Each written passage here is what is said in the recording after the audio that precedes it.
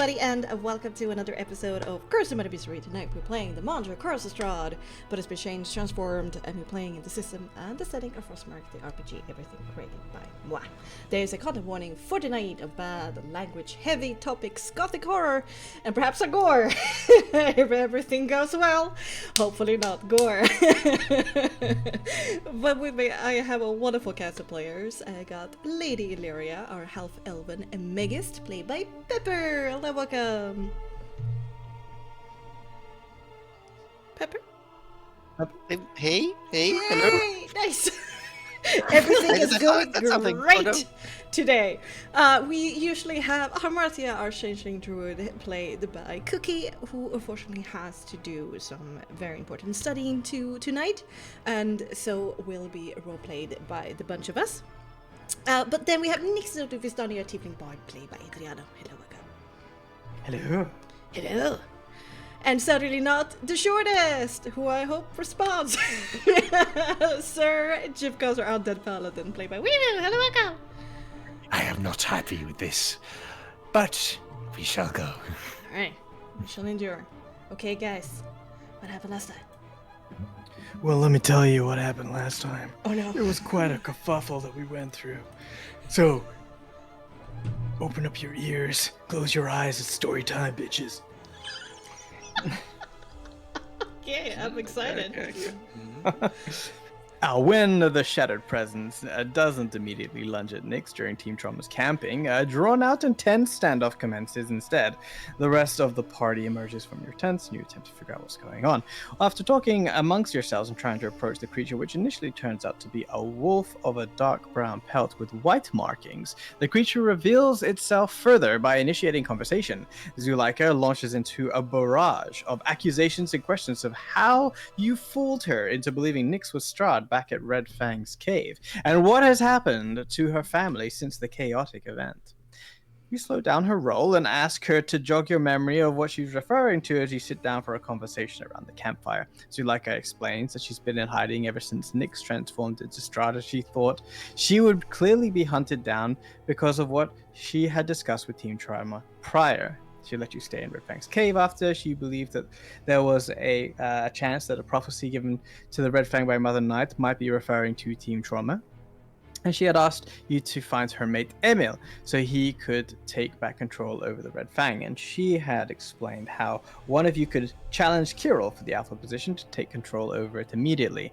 Then Asphodel didn't respect the rules of the engagement. The all-out brawl happened, Nyx transformed, and Zuleika fled. Weeks later, she has been trying to track the movements of her family and found your tracks in the forest instead. Following them, she found your campfire and Nyx, and she became suspicious of what she had witnessed that day.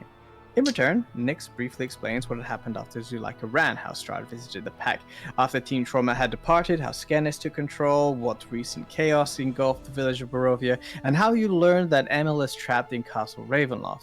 Zuleika is willing to look past what has happened for her need to fulfill the prophecy and save her mate, and she begins plotting her return to the pack and how to lead them back to their ancient vows, Mother Night willing. With her second mention of Mother Night's name, you inquire about the history of the mysterious entity with the Red Fang. Apparently, Mother Night came to them after the wedding, the battle, the mist, and their exile to the cave where the remaining members of the Red Fang swore revenge against Strahd for killing so many in their ranks and breaking their vow of protecting the Imperial family by turning on his brother. This, naturally, launches you into various questions and theories about the nature of Mother Night. You learn that, to Zuleika, Mother Night is an entity that encourages you to embrace who you are and your power, whilst giving you the tools to enact your desires, goals, and dreams. Hamatia wonders why Mother Night would support both sides of this conflict. The Night Apostles are working with Strahd, whilst the Red Fang are working against him. You urge Zuleika to be more careful in her dealings with Mother Night and to place her trust in you instead. In response, Zuleika pledges her loyalty. She also announces that she'll return to the pack to talk to Scannis for a bit, and then she'll head to the temple, and her hope is to explore it with you. Team Trauma goes back to bed after Zulika leaves, and Nyx finishes his watch, and he succeeds in his creation of a Revivify scroll, which he gives to Hamatia with a lot of nyas involved. During Hamatia's watch, she plays... Hamatia didn't really gnaw it. She's like, oh, thanks, anyway. The rest of During us, Hamatia's watch, she plays in the dirt with her toes, and she gets inspired. Illyria mocks Mother Night during her watch and gets shoved as a response. In the morn, Hamatia brings back Sol, who consoles her and convinces her to continue letting him become a big murderous Mothman. The Stradar reveals that the Count is currently visiting Valaki, and it triggers another round of vitriol flung at the vampire. You continue on your journey, and over the course of the day, you overcome deep forests and mountain rivers in deep ravines. During camp, Illyria initiates a conversation about the revenant threat with Jivkos, seeing how close you are now to the fort. In summary, she sympathizes with Jivkos' plight and wonders if there are ways for Team Trauma to alleviate his burdens. But Jivkos reaffirms he will do what he has to do to keep his vows and party safe. As Hamatia joins in to suggest trying to replicate Morgantha's process, a flock of birds gets disturbed, and a voice can be heard shouting something somewhere off in the distance, and Team Trauma immediately jumps into the bushes to hide. Eventually, Jivkos recognizes the voice as Sir Godfrey Gwillem, and as he shouts for him to either take the party and run, or prepare them for a fight. As Team Trauma stealthily abandons the camp, Jivkos warns that the knights can track them through the night, and Illyria lingers to momentarily talk to Godfrey. The knight shouts to Illyria to get to a place the knights can't enter, since more are coming behind him, and Kala is coming from the east to pinch the party. But Godfrey hasted himself to get in front to warn you all. Illyria returns to the party, and you quickly whisper a plan in order to save yourselves from this looming and imminent danger. Dum, dum, dum. Oh, fuck. Dum, dum, Reggie. Foot scoops. Like fuck. Whoa. Not veiled at all, hey? Okay, let's get back into it, shall we? Oh no. Alright.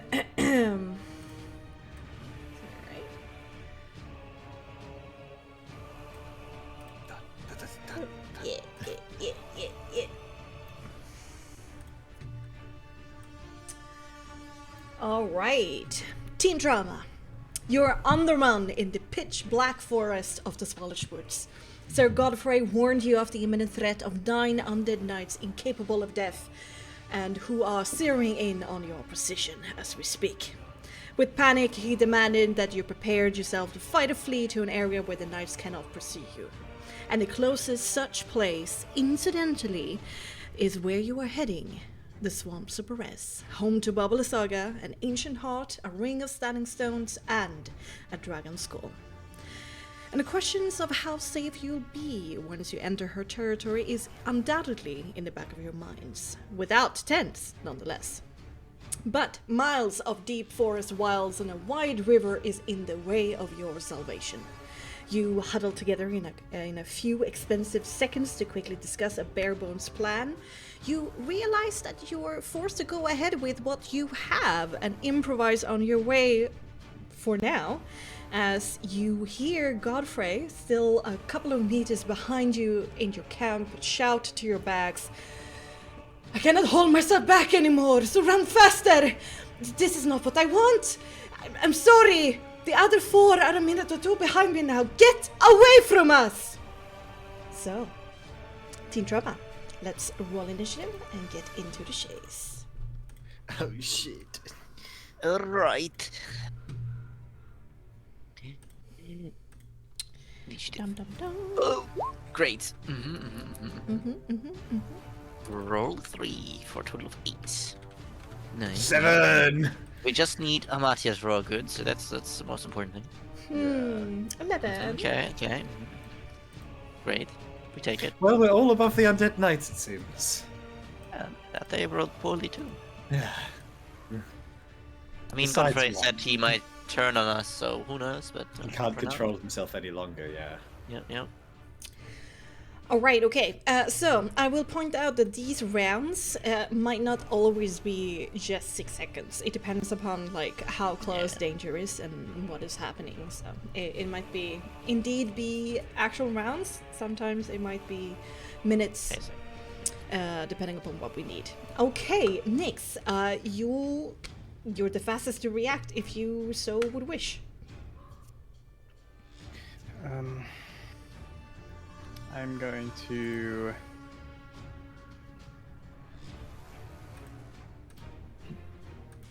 So just to clarify one thing before we get going is the tokens that are on the path, these are just like of a distance. They're somewhere, but Yes, they're not of a within distance, yeah. visual proximity. Yeah, Okay. and I'm just using this a little bit to... Oh god, I can't show you lines. Well, you are traveling in like this like direction, you know, down. So it's just like a placeholder, and they are coming indeed from the northwest. But it's not doodle time with Bexxy. No. I just kind of waiting for Latia to come. Yeah, then next we'll say like, we've got to get out of here. Amatia, we're going to need your beds. And I will ready an action to run with the party. Okay. Dash. Okay. Good. We like that. Okay, Irius is definitely also going to ready an action to run with the party, as he also says, I'm not the fastest the rest of you. I'm sorry, I will try to keep up. Okay. We actually get to Godfrey Gwillem, and you can hear him kind of shout out in distress as he is forced to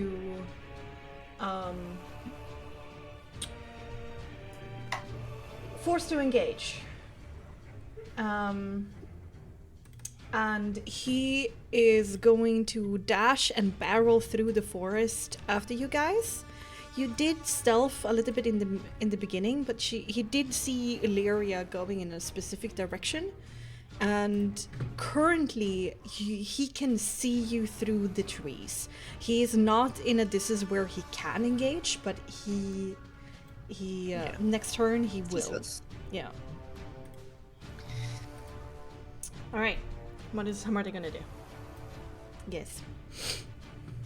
Everything. Are we just gonna summon the birds? Yep. Get the birds out. Birds. Get the birds! Bird time. Okay, let's do a soul check. Didn't stop doing GR when I roll. It is ingrained in you to do GM roll. For sure. Let's see her attack down here. That's 9. Damn. 9.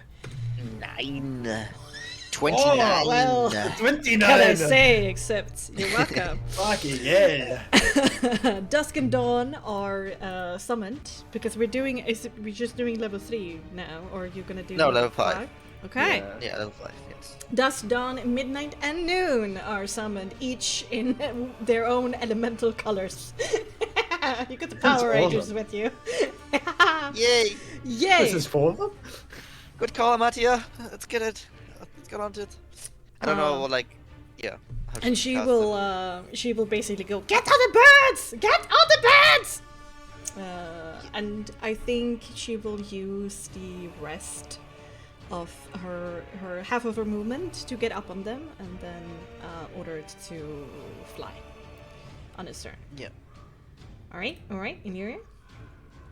Yep, getting up, and I think the dash probably from Irius and Nyx gets triggered also to get up on the bird.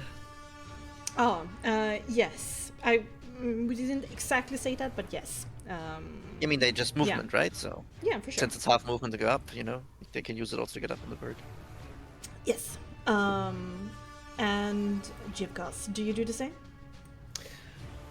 Yes, he will sort of just like glimpse back as Godfrey breaks through the thick bush, but then just dash to try and get on one of the birds himself. Obviously on his own. All right. So our right, Hamartia can't change her form because she doesn't have enough actions. One of the birds are going to be slightly encumbered, more so, because For 6 seconds. Yeah. it's going to be a tight fit with Hamartia and Nyx on top of the bird. Let's actually do let's do an athletics dexterity for both Hamartia and Nyx to squeeze onto the bird together, because Hamartia is not small yet.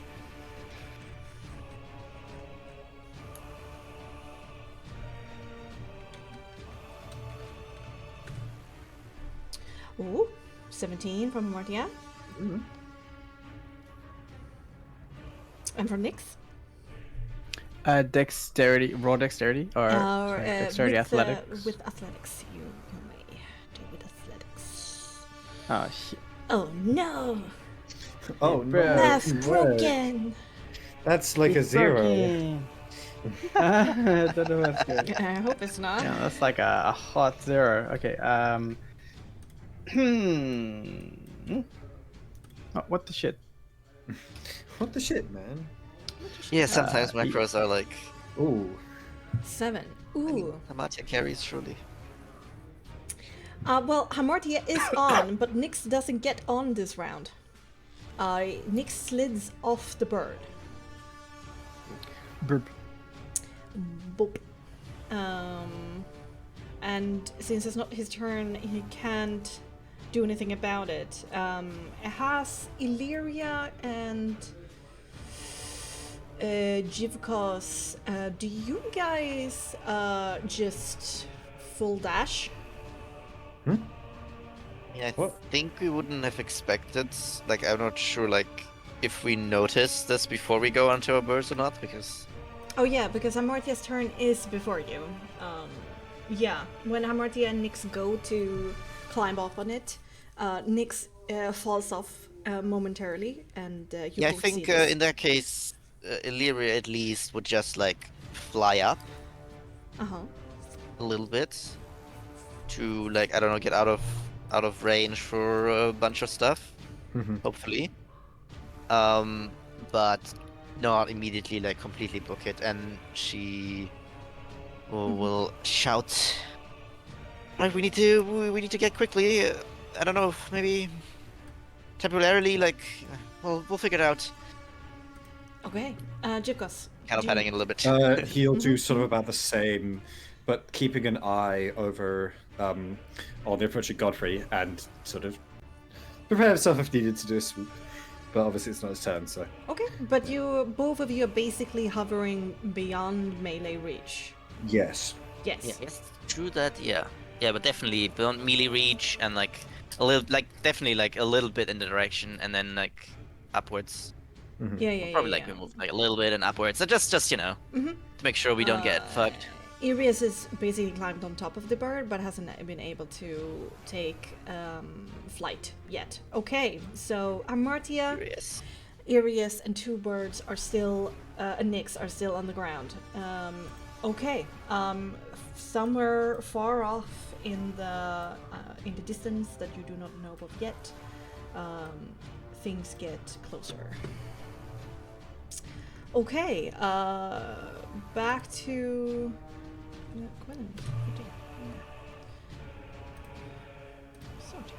Back to Nyx. Get on the bird. Get on. Get on. Okay, and make me another quick. athletics Or dexterity. can I ready my action to get on the bird once Hamartia gets small? Oh, yeah, for sure. Okay. Smart! So, Yeah, definitely. Hamartia, you're too big. Sorry, I'm just and you hear like Hamartia like concentrate as she begins like creaking her bones and gets smaller. Irius gets up into the air, hovers at the same height at the rest of you, basically holding the rest of a movement action to go. Okay. All right. Godfrey reaches melee.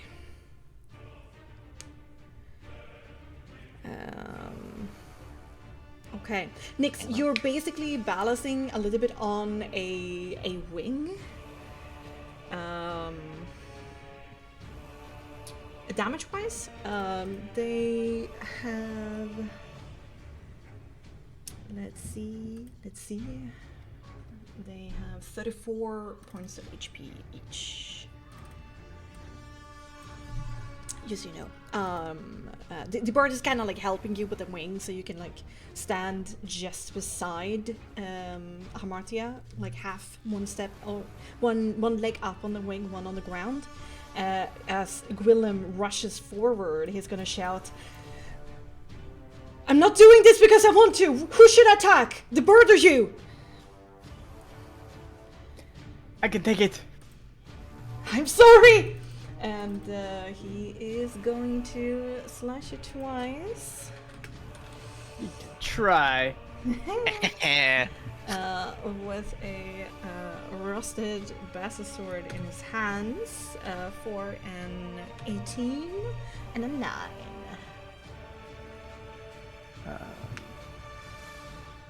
Nix will shield the 18. Ooh, and, soul check.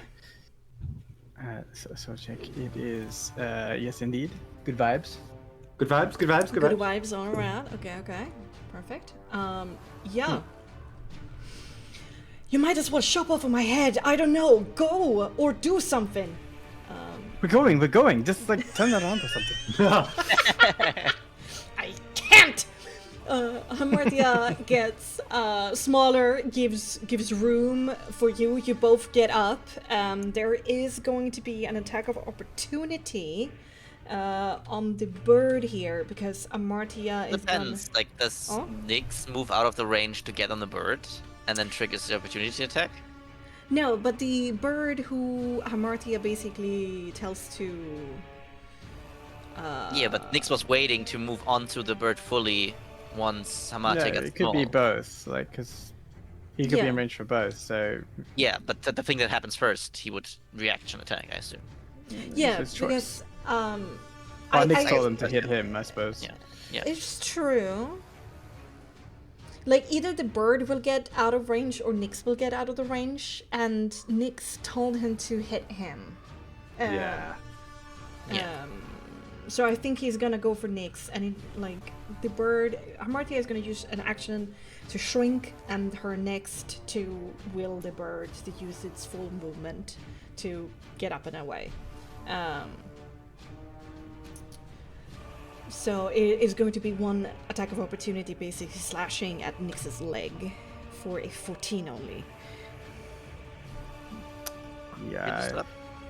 He immediately, moves his leg as this rusted Bassa sword comes closer and kicks it away, using it to get onto the bird. Very good. Now fly far away. Okay. Close your eyes. Don't look at him. He might activate his stuff. Careful. Yes, don't look into my eyes. Look away. Don't look at me. You all get up with the birds. Do you, at this moment, begin to dash? Like wait until Yeah, I you're assume- all yeah. like in a line and like We dash? fly. You fly. Yeah. Okay. I think we're so close to each other. We'll just go into full dash from now on with the birds. Yeah. The birds go full dash, and we just be chilling on the burbs. All right. Chilling is a strong word. Yeah, holding it on to the alive. God, please, just go quicker. I presume that you stop dashing when the exertion is beginning to be heard on the bird, so it doesn't like trigger exhaustion rolls. I mean, they can take one exhaustion. Yeah, they can take one exhaustion. Okay, and it's a little bit hard for you to know when exactly these birds begin to fail their exhaustion checks. I mean, I have magic of Amati. I don't know if she has any sort of inclination on that. I mean, they're going to start warning Amartya because they are definitely allies on her side. But I say that it's a little bit too much meta knowledge to know when the birds. We'll push Lost a little you? bit when they notify us that it's gone a bit, then just Yeah. a little longer, and then You're we're gonna like- stop. I think I'm, like, I dashing for a Amatya would minute. mention that we're in a bit of a tight situation here, so Yeah, I but think they're going to it's push okay themselves. to like push a little bit beyond their normal. It's not like a casual flight here. We're fleeing for our lives. for sure. Yeah. They should just make that distinction for themselves if they feel like, I guess, Yeah. if they know they can still do it, they should still do it. All right. With heavy beats of their wings and indeed a lot of exertion, these birds fling themselves up into the dark sky, leaving the Swallish Woods canopy behind. And they, for a while, they go all out for like a couple of minutes. 2-3 minutes, and at that point you can hear like their breaths going, becoming more shallow and hyperventilating, and at that point they kind of Yeah, slow down on their own accord.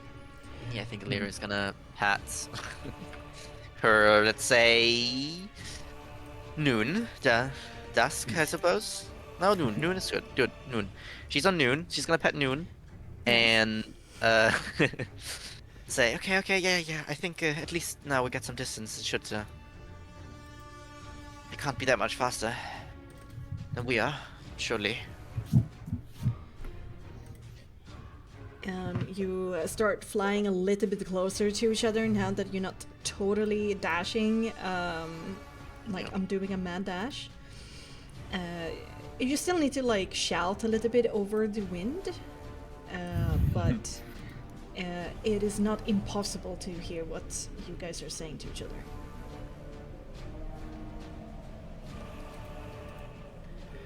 And you lose all knowledge of what's happening down below.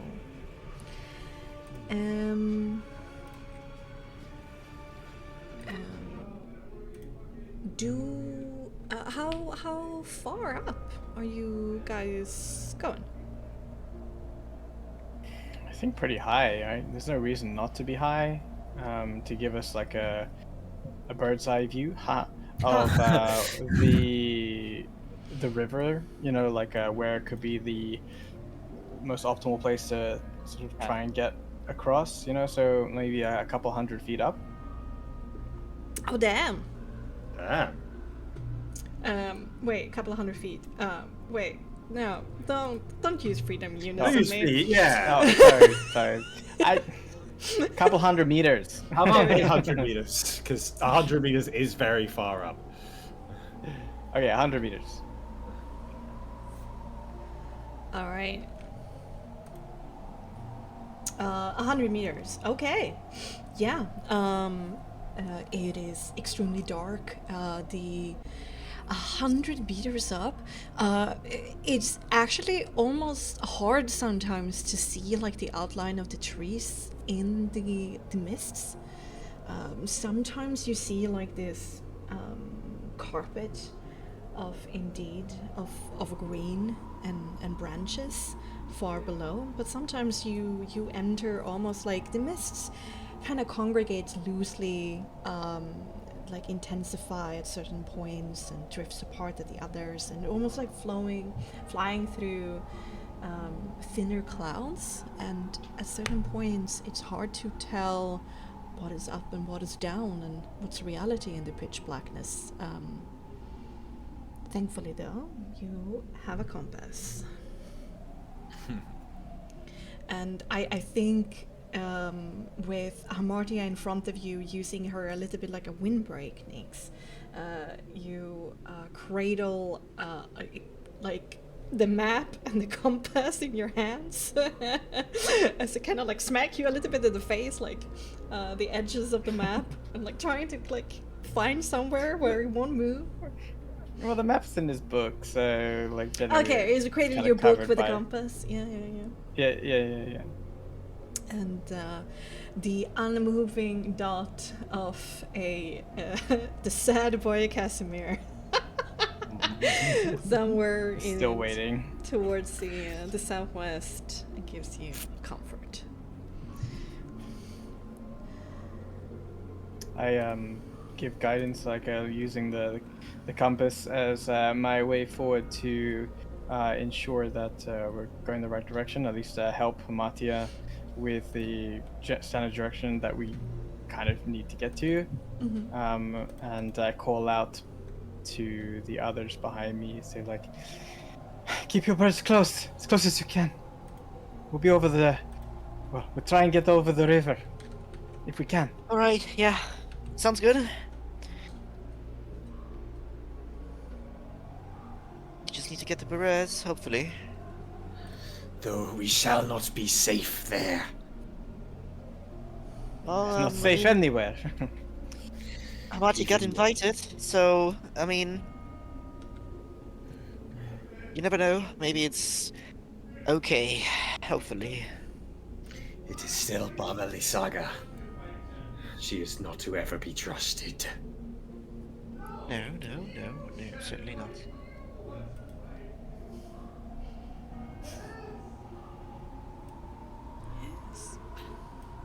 Can these last us over the riverbanks?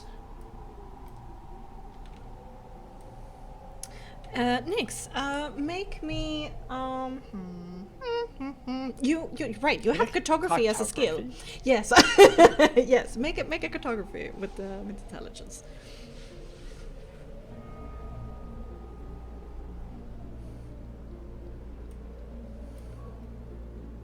$25. Nice. Let's go.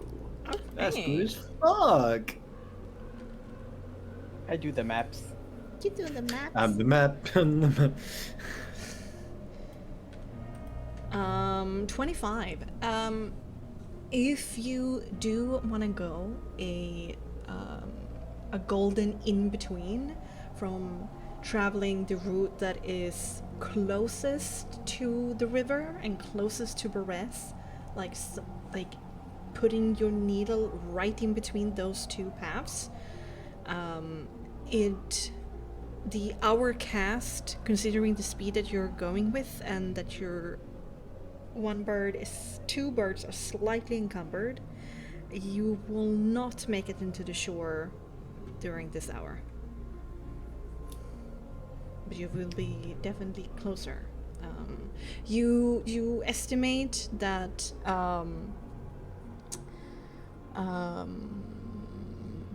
it's a bit less than half an hour for you guys to then trek to the shore once it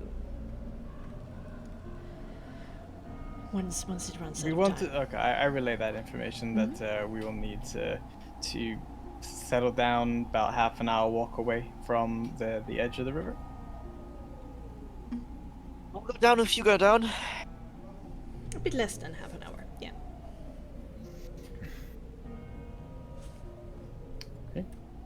We glide. You glide, okay. Thanks. How long do you think we need above the river? How long until what? You get over the river Well, in like I mean, normal walking speed or normal flying speed with our walking speed. Half of the flying speed, whatever you want to use. Slow down I mean- burbs. How quick can we get under the river? Lydia, you okay? I know it's maybe your first time flying, but It's a little bit. We're a bit high. I might have never told you guys, but I don't like heights as much. I mean, you could have told that before we got on birds, but I understand. You're doing great. This is fucking awesome. I'm feeling so good. Putting my have face never into this bird and not thinking about it. I have never seen the valley from this far up, not on a hill.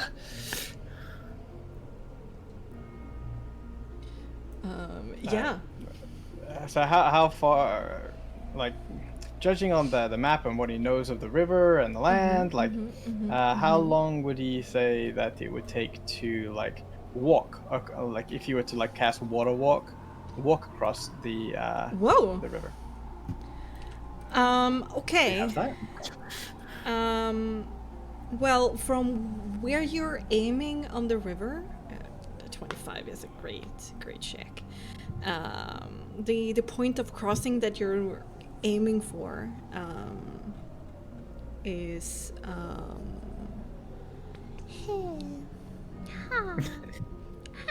there we go. A tiny bit more, but 2 kilometers and a little bit wide. For what you're aiming for, the point of crossing. However long it takes you to walk 2 kilometers. 40 minutes about. Okay. Nice. Okay, then we don't even have to walk too much before we can get on the burbs if we really want to. Okay, thanks. Good. Okay. Just holding on to dear life on this bird. Kind of a little bit uncomfortable. I think Jivkos's bird is holding on for dear life to keep him up. Yeah. It's like, Midnight is struggling. It's like that fucking, that one donkey that holds the heavier person. It's more like Jivkos than bird, honestly. Up there in the sky. Do you want to hear the internal monologue of these birds in Hamartia's head? Why do I get the fat one? I'm new to this. What is this? My first time here. This Right. one is very excited. I hate this place. Immediately I get this guy. I regret coming. Martia might be silent for a reason. It's like holding her head. Like, oh god. Okay. All right. Okay. Secret checks are had. I'm moving time forward in 10-minute chunks. Oh my god, secrets. Dun dun dun.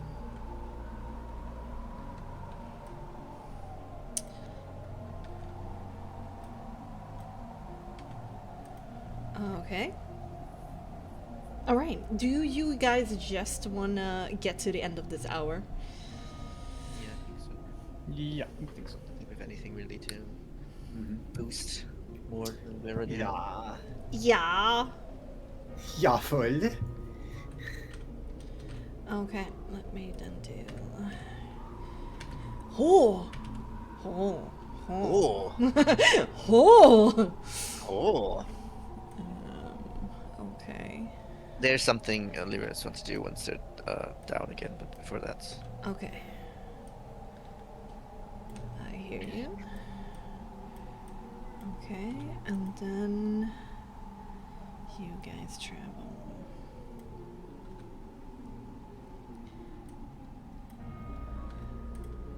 To that far. The check happens. Okay, that is not as good. Alright.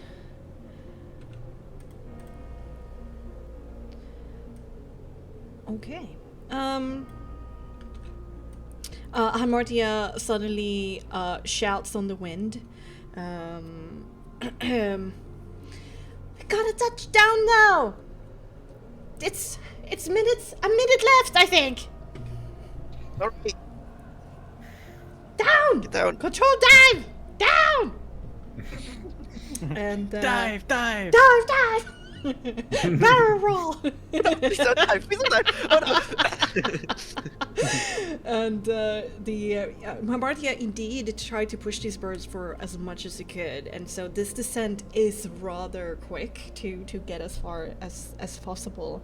And suddenly the carpet of green becomes more and more vivid, and soon you're through the branches. Hamartia will have to rely on Nyx to navigate down in between, because Hamartia is blind. And eventually you touch down one after the other. Arius is a little bit sad to go. Illyria the might be hike. more happy about it. Yeah. And after touching down, seconds thereafter, the birds go poof, poof, poof, and they're gone. Yeah, I think Illyria is still holding onto the bird, and then she falls on the ground. But you land like a cat. Okay, half an hour to the water's edge. I think we've made some good distance, but we still have to get across the water if we're going to get to Perez. Yeah. We'll figure something out, surely. I can also, if we're worried, I can send a message to the Godfrey guy. He seemed like he could still at least talk, but I'm not sure if he can still do that now. I am unsure just how much control he may have, but sending a message would not change what they do, as his actions are largely out of his control. I guess he might be able to tell us how close they are and how far away they are, but I guess we'll just I gotta. don't think that's that probably- really helps anything. Knowing. Yeah. Let's just run. Let's just run. Yes. Now. Okay, all right. Illyria gets up. He still apologizes. Hamartia's like still excited. Let's go. And you beginning half rushing through the dark Swallish woods. Are you guys doing normal travel speeds? As in, like, not triggering in the mortality here to keep. We're not. I don't dashing. think we should dash if we are this far ahead. Yeah. Yeah. We should definitely We're far forego ahead. stealth, though, entirely. Well, yeah, we don't need stealth. I mean, Yeah, we already for know we're good being stealth. tracked. I'll probably activate the sun sword so everyone has light. And we don't have to worry about Doesn't that that. only last like a minute? Yeah, it does really You can keep it up. It's not long at all. Yeah, you But just it- had it's to cost- applying it all the time. And that like, takes you. tyranny I is think, never an act- exceptional. That technically takes Yeah, you an but tyranny action, is so never- it'll slow you down. I guess Terrorist it never- takes action, but I'm just every minute I'm gonna say a phrase. I think it should be fine, right? Yeah, I mean, you could. It's just saying a phrase. I mean, You just have to I thought there was a continuously limited mutter. amount of times you could turn it off. Oh, well, let me. I think it's just. There isn't in the description. it is the No. description. It doesn't say anything. It's Yeah. just that it's just. Oh, no, it it needs is- a minute to recharge Oh, every time. Well done. Oh, There you go. Yeah.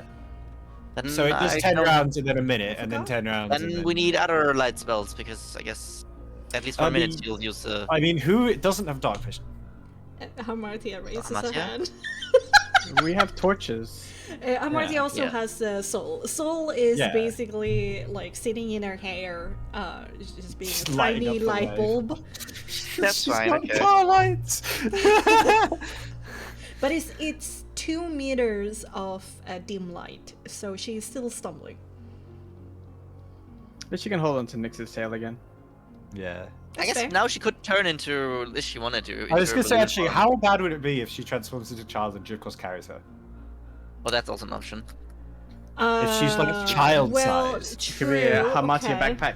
Yeah. Do you have 30 kilo space in your brawn? Like in your I encumbrance? believe so.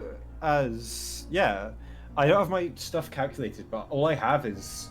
Yeah, like, since you don't have a my backpack right now, splint, so you probably my- don't carry yeah, much. Most of my other stuff is in like, other people's backpacks. So all I have basically is my armor and my weapon. Right. So, and you have 18. splint armor does not weigh more than 60 kilos, does it? No, that's true. You definitely underneath 60 kilos with what you have. Yeah, for sure. You can carry him, her, no, like Yeah. a backpack. Cute. Yeah. Cute image. Then again, Soul will leave Hamartia's hair and go for Jivkos, and you will indeed sometimes feel tiny tugs in your hair. And Hamartia will hear in her That would be one of head, those, like, like, he's going you the know, wrong way! You know, pissed off, like, cow, like, the, like, exhales they do through their Yes, nose. yeah. Yeah, they do.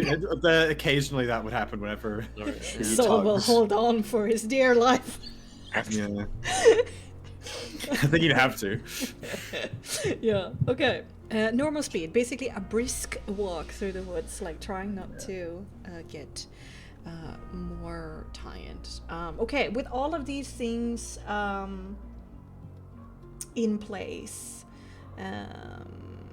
and you're not dashing, one of you will do a survival cunning with advantage. Who wants to step up? Also, yeah. I'd probably Can- be at the back. So probably not. I mean, Nyx- Irius was kind of, Yeah, you know. true. I mean, Look at Irius that. can try. But it also Nyx with this map might also make things easier. Well, that's true. Yeah. I mean, both of them can do it. It's yeah, we've done that in the past when we were traveling here. Nyx would just help Irius. Yeah. If we can do that. Yeah. Consult the cartography team. Yes. Yeah. And yeah. good. He will slow you down a tiny bit, though. I mean, either Yeah, way, we he have- will, right? Even if he's the slowest person, we go at the slowest person's pace. We're always as fast as slowest person. So it yeah. might be a good thing that he walks first, so he doesn't lag behind. For sure. Okay, let's see. Hey, 20 is good. 20 is indeed good. And I guess I wanted to ask one question. Mhm. Can also like some of us keep like a lookout for sounds and whatever if it sounds like there's like getting closer or something, or we hear them again, something. Not that it might happen, but you never know. We don't really know what they all can do. So I mean, at least Lyria would try to like listen out to, I don't know, marching sounds of like armor and stuff. Yeah, that is definitely fair. You know, I just in mean, case you're traveling at normal speed, so like your normal passive composure is going. Yeah, I'm asking if I can. Yes, they're making a survival check. If I also can make a perception check. Sure, go ahead. The perception check will be like yeah. in a moment, right? It won't be a continuous one. Yes. Sure, then like after 50 minutes, like halfway after walking. Fair. Just Okay. just so like she can gauge if like this pace is good enough, or if they're already getting for some reason closer because we forgot something, or they can do something we didn't know, or whatever. She just wants to be safe. Okay. Okay, perception, composure then. Yes, since you're doing it over a longer period of time, 23. 23. You do hear various wildlife as you go, but no clunking of armor and no shouts from Okay. Gwilym. That's great. Okay. Very nice, very nice, very nice. Indeed.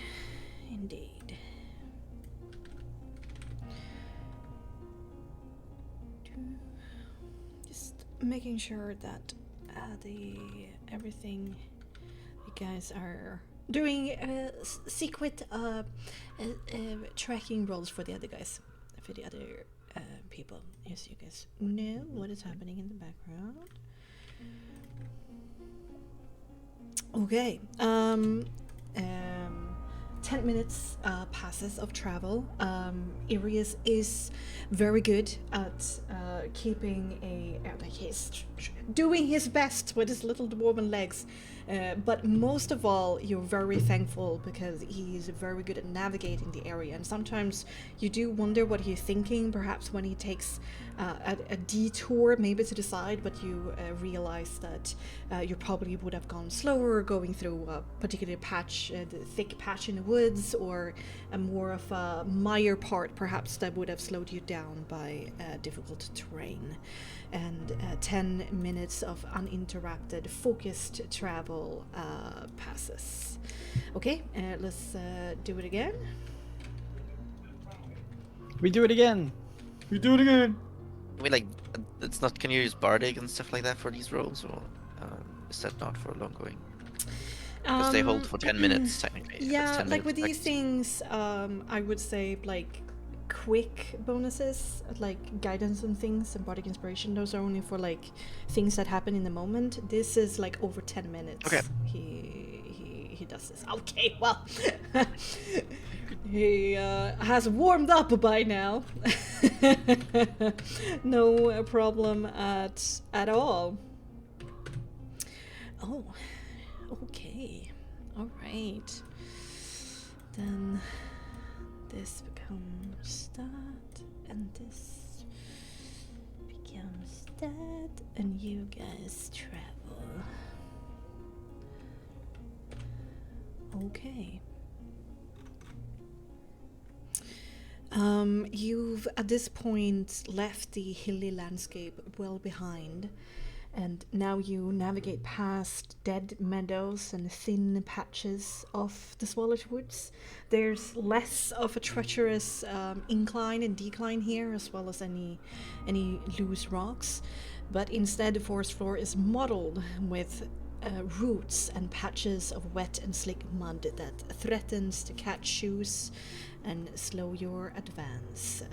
But despite that, with Iria's steadfast guidance from the front, you manage to travel another full distance. And a little bit extra, actually. He managed to find a bit of a fast track where it's easier for you, a open meadow, which actually allows you to advance faster. Oh yeah, okay, all right. Well, faster than I thought, actually. Hell yeah. Hey, yeah. Hell yeah. Good job, Irius. Yeah. Okay. Then let's move.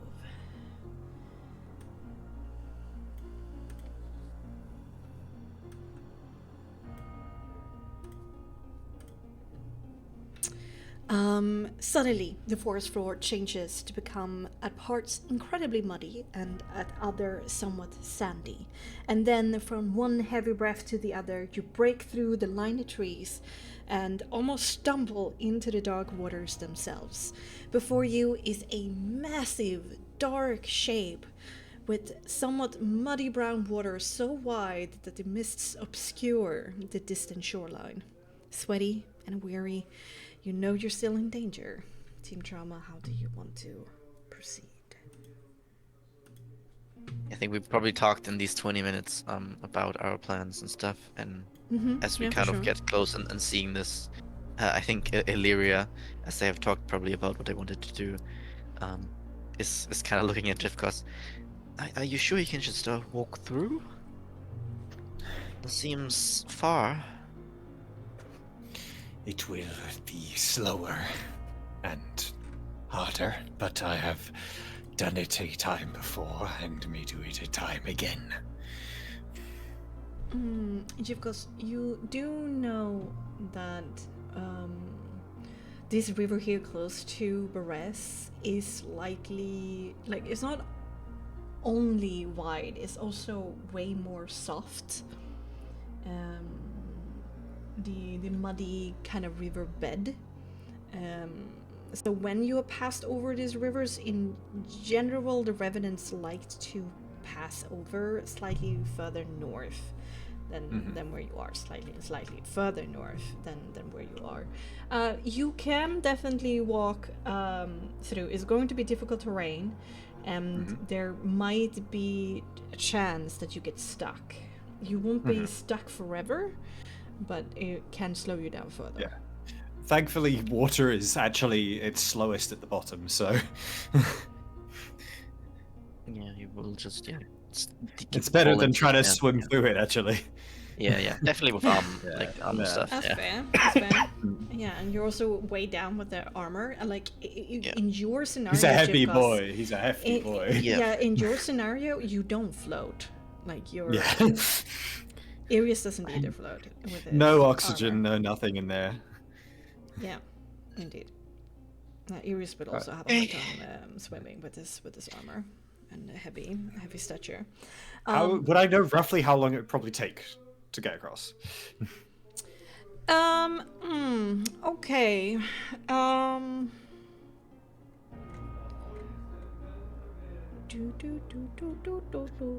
Just kind of a rough time, to be honest. I don't need Yeah. just to say like, oh yeah, I'll be like. Since we need a half an hour with like normal movement Basically, speed, past this time, something might have gone wrong.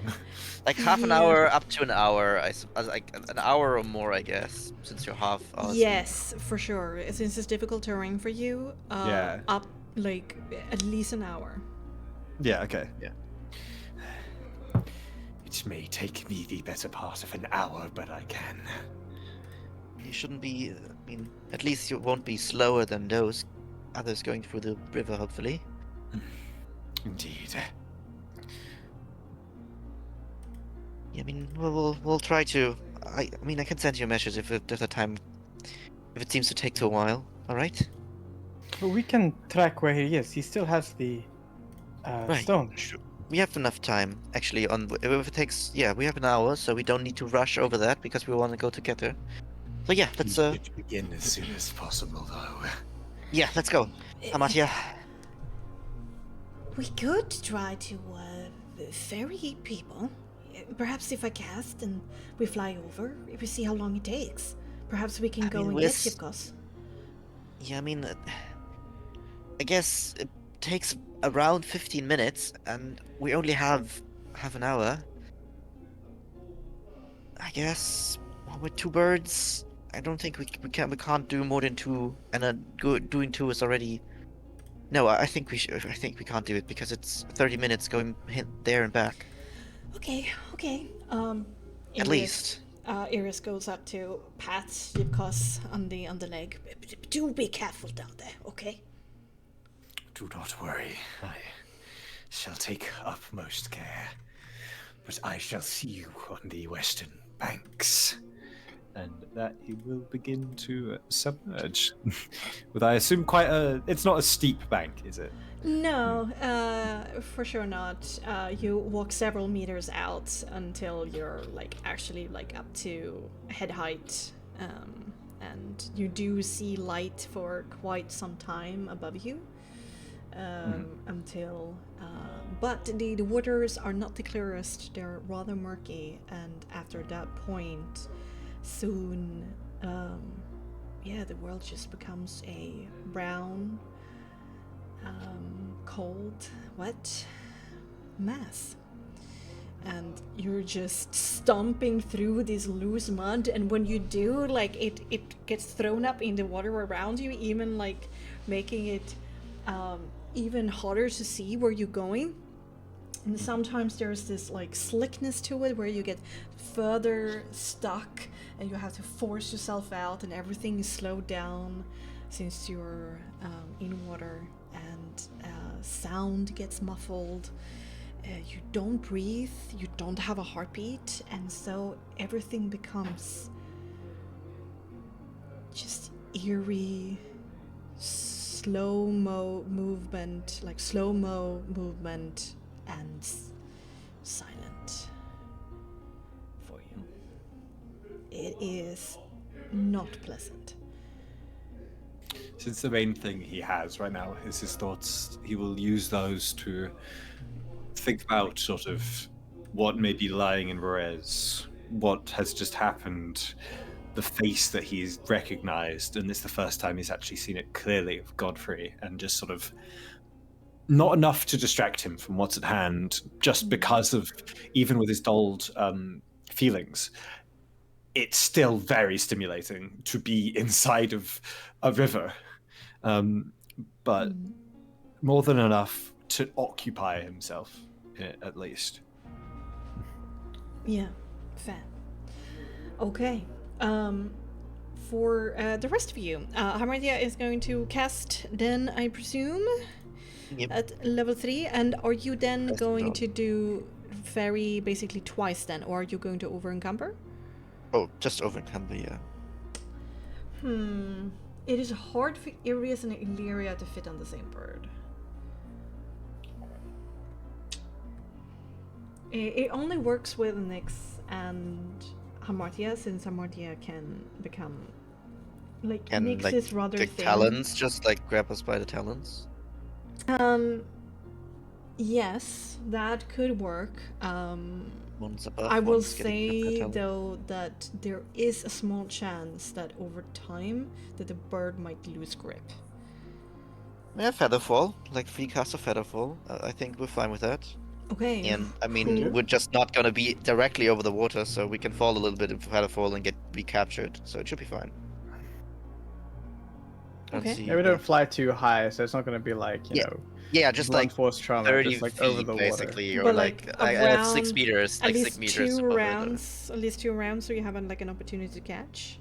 So Yeah, like because I always can 15 cast Featherfall. perhaps? Like, that's never gonna be a problem. Okay. I have like a free cast with the umbrella now. Okay, nice. All right. Okay. Is Irius or Illyria going to be in the in the club? Is Delirious offering? So she's gonna be in the glass. I mean, I think it's better because Yeah. Irius, if something happens, Irius will sink. it's Yeah. definitely she'll just close her eyes and Hillary is technically lighter than Arius yeah. anyway. for sure. Okay, Amartya will use her last level 3 spell slot. I accidentally GM-rolled, but that's a 20, so she makes it. A discern check. Nice. She brings out 3 Nice, souls, twists them in her hands, summons only Duskanton this time, who looks exasperated. I'm like, no! Not more! Not again! Not again! I'm like to Martin, can't you like get other birds? These are my friends! What can I do? Please bear with it! Yeah, okay. Can I insight check the birds to see if they're pissed off with Amatia? Sure. You make an animal handling cunning.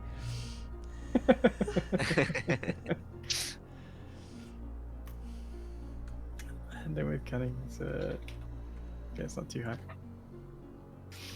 No. 5. You just like about They look fine to you. They look fine to you. Oh, yeah. Some It's creature verbs. complaining. Verbs Yeah, don't I have mean, emotion. Yeah. Whoa, what the fuck? I would like to add a raven actually. Oh. Yes, I can activate my figurine again. Ooh. Okay. And I just want to tell it to like kind of fly and look for these if they ever come to the river, where they come to the river, where they cross, and to let us know. Yeah. Oh, to come flying over and let you know if it sees. Exactly. Okay. Yeah. Come find you. I see. That makes sense. The raven does a elaborate salute, puffing up his chest, and it goes flying up into a tree branch, keeping an eye out. Okay, all right. Back with the wind, and you take to the skies. Okay, Illyria, you're in the claws. It is a little bit uncomfortable. Just closing my eyes and thinking about something different. You get lurched around like quite a lot, you know, when there's turbulence, so to speak, and like your legs go ragdolly sometimes because you're like grasped over your shoulders. And there is a little bit of rough start to this because Irius is of course flying on the bird, and the bird needs to like swoop down and catch you in the claws in a good way and not like hurting you, and then take to the flies, and there is to the skies, and there is a moment where it looks like the bird is not going to make it. Like getting lift and getting up into the skies, and like your feet kind of skids across the surface of the water there at the shore for a little bit, but then it alleviates the bird's reins, and you're up in the sky. It is a bit of course a slower fly speed here because of the encumbrance going on. But Yep. the birds do soldier on. Okay. So, with a little bit of talking and then traveling, it is going to take you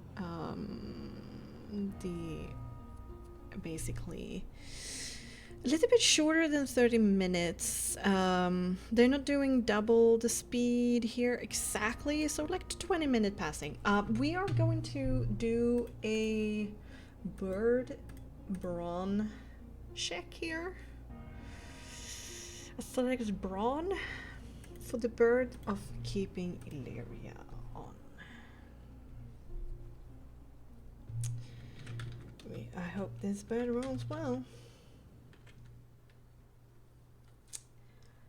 Yeah, they don't have any skills in that, so... Well, I guess I'm casting Feather. Well, I guess we're fucked. No, it's fine. It's fine. I just. You're gonna get damn. As Well, maybe they you- can even catch us. You know, they have one more chance. Yeah. It's true, it's true, it's true.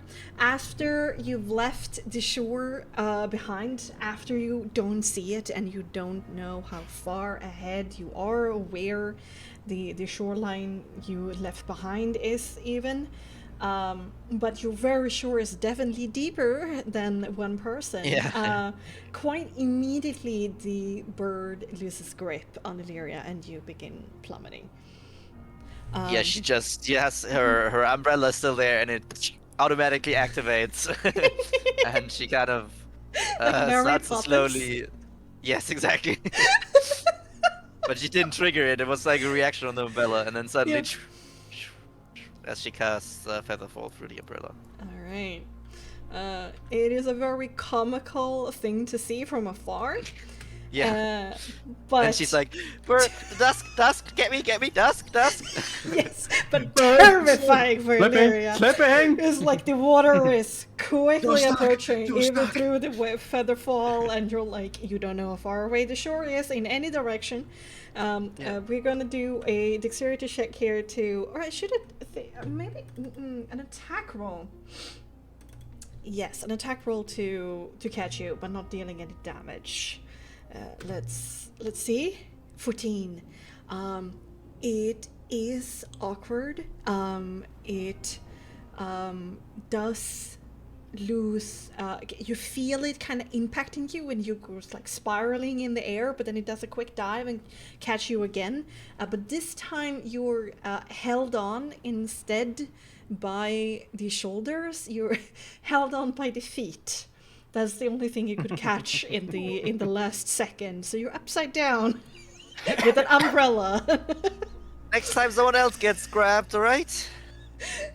And you felt like the tip of your head like submerge in the water, so some of your hair is wet. But just then it caught you and you go up into the sky again. Okay.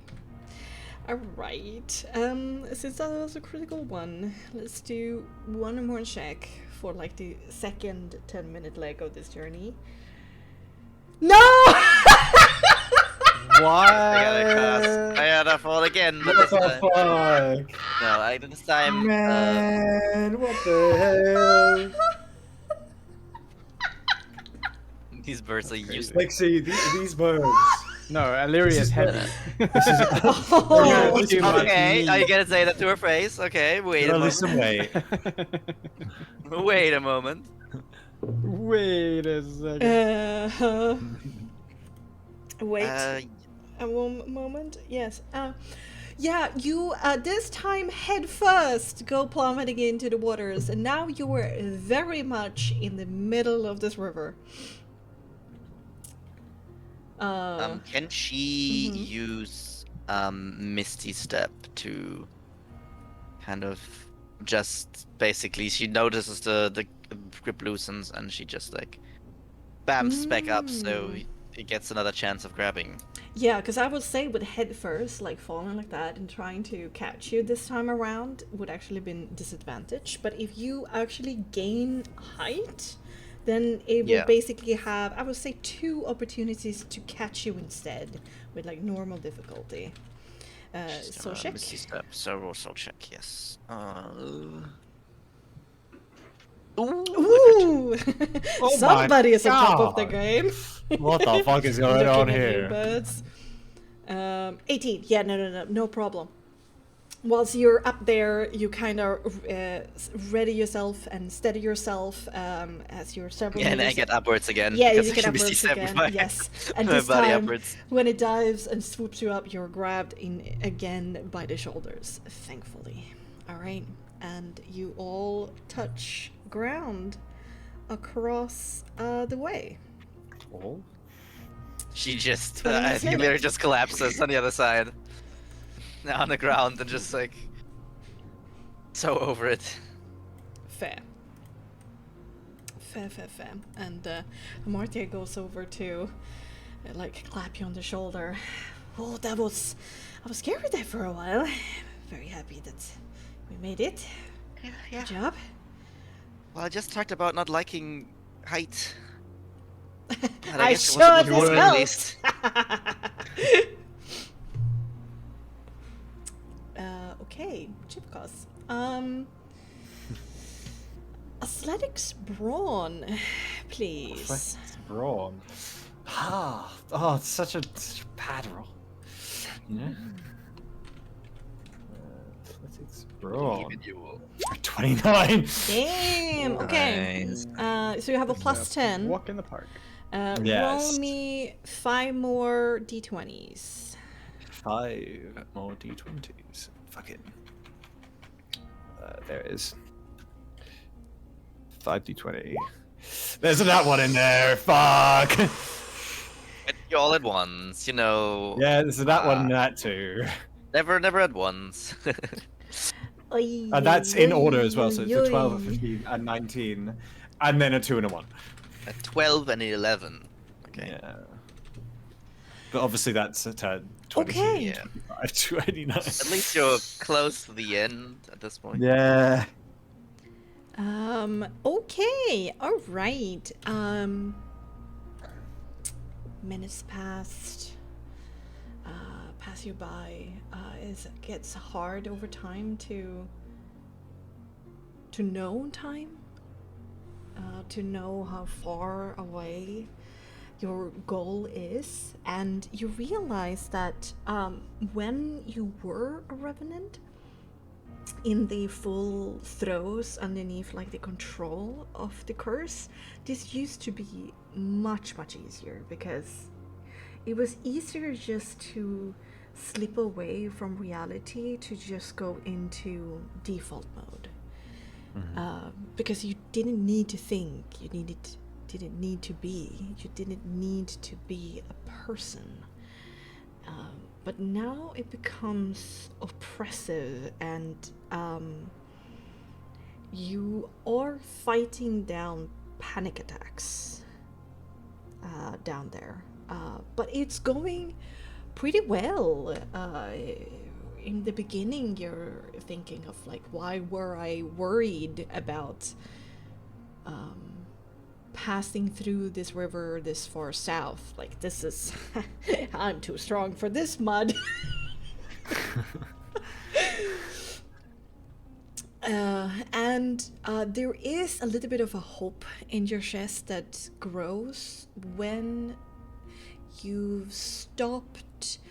Like, there is this gentle decline you still have been going through, and after a certain point there is a gentle incline instead, which gives you hope and a little bit speed. And perhaps that's when you're a little bit too cocky, and when at a point where you get lost in your own thoughts, trying to basically escape this moment by disassociating into yourself as much as possible, you forget to jerk your foot up fast enough to not get grabbed, and then suddenly you're stuck and you're sinking and you're down to basically at this point is like upper thighs. You're stuck. And it's just this loose mud that through like water has become, instead of a solid, this something in between, and it's just too much of it, and you're too far into it to immediately get going again, and panic rises. What do you want to do? He's never confronted a situation like this before, where he's been stuck physically underwater. And it's not something that many people would be able to know how to get out of immediately, nor how to approach. As there's quicksand above ground, but when you're in water, it's an entirely separate story.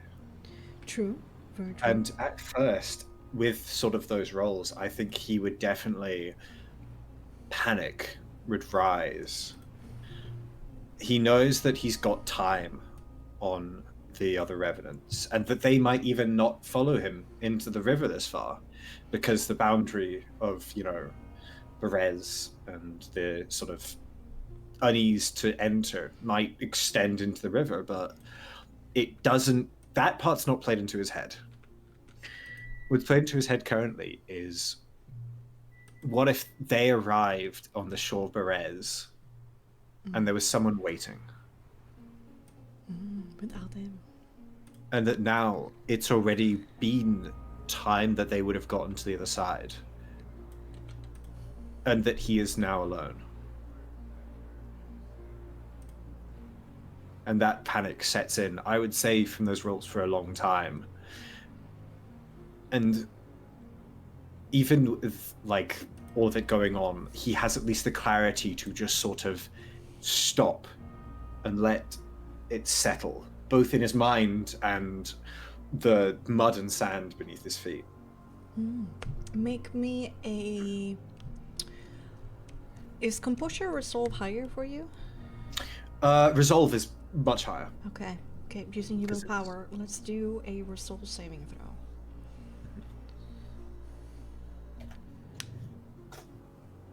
It's 10. Oh my god. It's a 10. It's not a critical one. This is not a matter of not being able to, but of time, of fighting that panic. And you do lose more than you might think. Okay. But over time, you do overcome it. Utilizing sort of even his maul as a way to just sort of pivot and all. He would use it to get like a third stick. Yeah. And like slowly force not to your create a way vacuum out. underneath yourself, because that's how you get sucked really far underneath things. You get True. pulled up, a vacuum is created below you, and you get... It's true. You're trying to create basically air around you.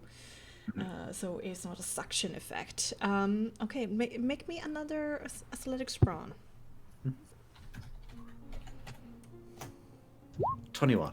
21. Okay. You eventually get yourself out of the pickle, but you do lose more time. And you're going again, this time a little bit more careful. But then you hit upon a point where you feel like you're close to your goal, but since it is closer to the shoreline, there are a section of actual like long water plant roots that somehow manages to snag your leg, and this time when you sink into the mud, you're beyond waist deep. Make me another resolve saving throw, this time with disadvantage. Okay. That is 19. Wow. Okay. Despite being so stuck, you do manage to find your willpower this time. Now that you're so close to your goal, perhaps it is easier for you to get out of this pickle. But DV increased and Aesthetics Braum with disadvantage. I'd say that the reason that he's able to push on a little bit more in that is sort of more the desperation of getting to there and checking than sort of like, oh, I'm near my goal, I'm good, so with disadvantage, you say? Right. Or... Is a need to protect your friends. Yes, it's a disadvantage. That is a 24 with another nat 20. Calling in the clutch. Damn. It's that undead perseverance. Okay. The rest of Team Drama. What have you been doing during this wait on the shore? I mean, what do we see? Like, can we even No. How do we see? Like, well, you're on the shore. The Swallish Woods are behind you. There is indeed a little bit of like strips of sand, but there's also like a lot of patches of like reeds where the shoreline actually is, like where land ends and where water begins, becomes muddled. And so you had to climb a little bit further up into the woods to actually find stable ground where you can exist comfortably. do we see, like, do we get any feeling of, It's I don't know, like a different feeling as we go into this area of Baraz, or do we see like a big mansion in the distance? Or... No, for now, you like the area of the Swallish Woods here do seem a little bit like flatter and more like lowlands and wetter than most areas of Swallish Woods, but it's still the Swallish Woods around you. You are not in the swamplands, not yet. You are too north. A little bit too much north. Yeah. I think Lyra will partially look out for her raven, since it can go pretty quickly across the river, and partially for like any other, I don't know, voices or sounds, like anything that could alert them that there's maybe like people or other things around. She's never been here before. Next would be like trying to look around and understand where they exactly are. Like, where did they make it to? Like, trying to correlate landmarks and like using triangulation to a certain degree of like where on the map that they are. Sure. Make me cartography then with academics. The DB is pretty low considering the tools you have on hand and your background. 24. Okay, let me show you basically exactly where you are.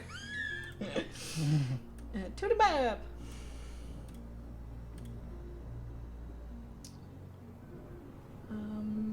So you have. Let me check my reference. Where you would have touched.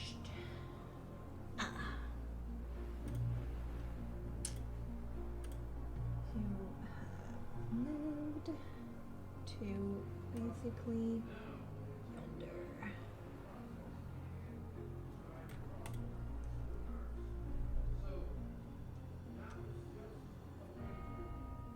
That's where you guys are, with a rather small failure of margin.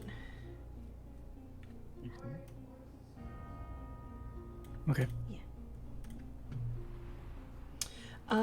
There's no sound of civilization. There's no signs of roads or foot trails.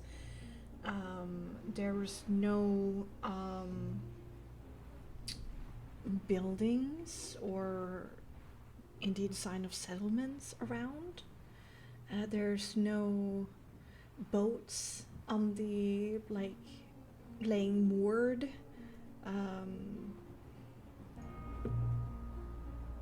There's nothing man-made around. Nix will, as we're waiting for Jivkos, put the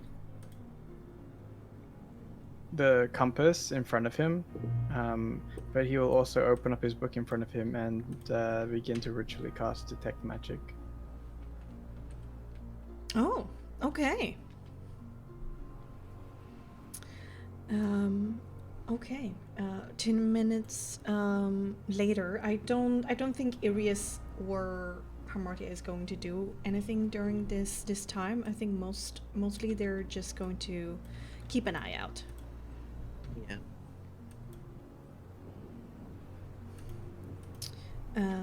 And yeah, like spread out a little bit and like keep an eye out on the waters and on like the shoreline and the forest, like of anything that could be dangerous. And therefore unless Illyria have anything she wants to do. Also just looking out, waiting for a raven. That's all.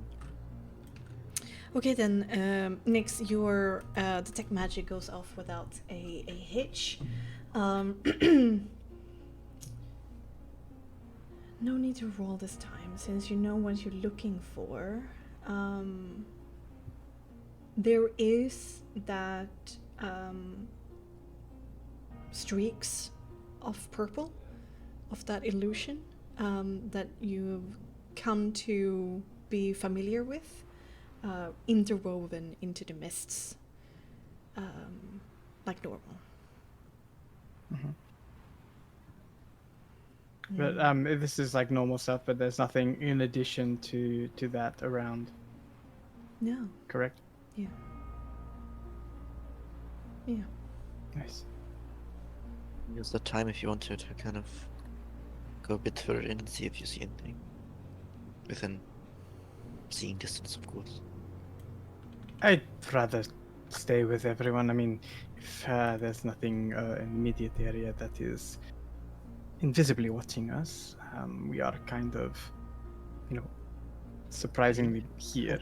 It's not like it's an announcement. So I would just keep it up and ensure that nothing triggers. After all, if we're this close to Baba's domain, I'm sure she would be notified pretty soon in terms of our arrival or our presence. So I would like to be aware, should that happen, like at what point does Baba choose to see what's going on? No, it's okay. Yeah.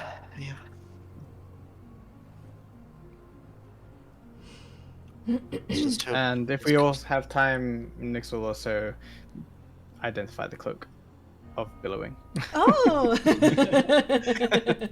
Nice! Yeah. 10 minutes later. Most important cloak in the game. Yeah.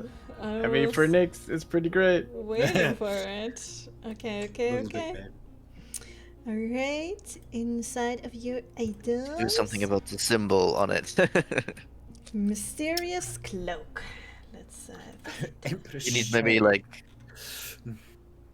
kind of try to remove that symbol or put something else over it. You're now Shay. It's basically a big middle finger to Strad, to be honest. So keep it. I mean, I've already given him that, so like no big deal. Sure. I don't know what happens next time when he comes by and sees this. I mean, he just like he doesn't know worry. what it is, so it's like he just thought it was cool. Nix gets hit by a car. Train. I like Cloak. train. Cloak of dramatic striding. Oh, Dramatic striding, you that say? sounds Yeah. good, actually. While wearing this cloak, you can take a bonus action to make it billow dramatically for 1 minute. Once on each of your turns, you can jump up to 6 meters by spending only 2 meters of movement. And in addition to one spell long rest, you can cast Featherfall as Soul Mastery, but only on yourself and only as a bonus action instead of a reaction.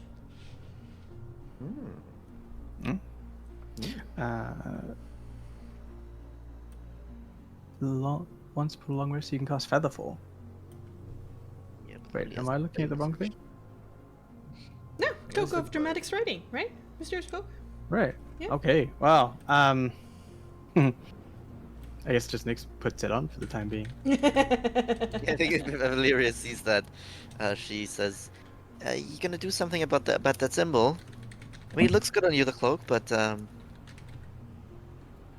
I hadn't thought about it. I mean, it is a interesting cloak, and thought it might come in handy. What with your umbrella situation, this cloak can potentially do exactly the same thing. But the symbol, I don't know. I'm not necessarily against it. After all, we are very certain about our position here in Barovia and what we represent. yeah, And I mean, I don't think we want to represent Shay. maybe Not be when nice. Hamatir is less involved with certain, castings, and we have some downtime, perhaps there could be something that she can embroider as a cover-up, perhaps.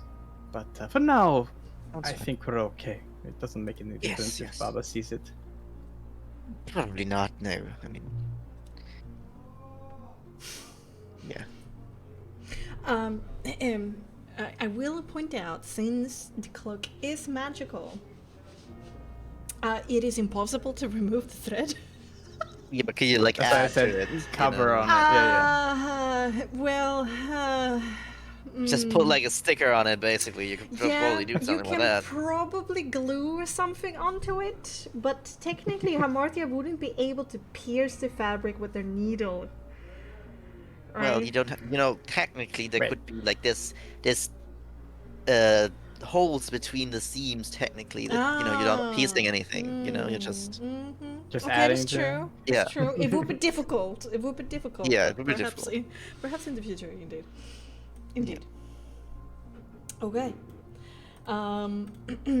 You go ooh and ah over the cloak for some time. You're pretty sure that by now, considering how much time it took you to cross with the birds, that it's about an hour now of time. Nyx stands up and says, "You should be here any moment now." Yeah, Right? I think Illyria. Yeah, she nods. Illyria's gonna look if she can see anything through the river. And if not, she'll probably just kind of have like a smaller rock, kind of throw into the water. I bring out the compass and see if there's any problems.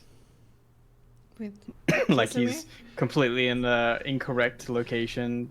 Obviously, it doesn't tell distance, but it's like, is he Yeah. still like? If I look out the way where we started, Mm-hmm. and I'm standing on the shore edge, like, is he in line with that? Oh yeah, he is basically south of you at this point. I don't know if it's like slightly to the west or to the east, but it is about where you would assume Casimir would be It's on taking a the map. little bit longer time. I'm sure he's fine. Yeah, I think so too. Yeah. I mean, maybe he can see some rocks getting thrown, and he can like throw something back up out or something. Have you thrown rocks from underwater? No, not really. But like, he's strong, right? He's really strong. Yeah, true. He could be the most strongest. Doesn't change gravity. If it's a small rock. Sure, maybe if it's a very small rock, it could work. Okay, yes, see? You should not discount Sir Jivkos. It is a competent fellow. I'm sure everything is fine.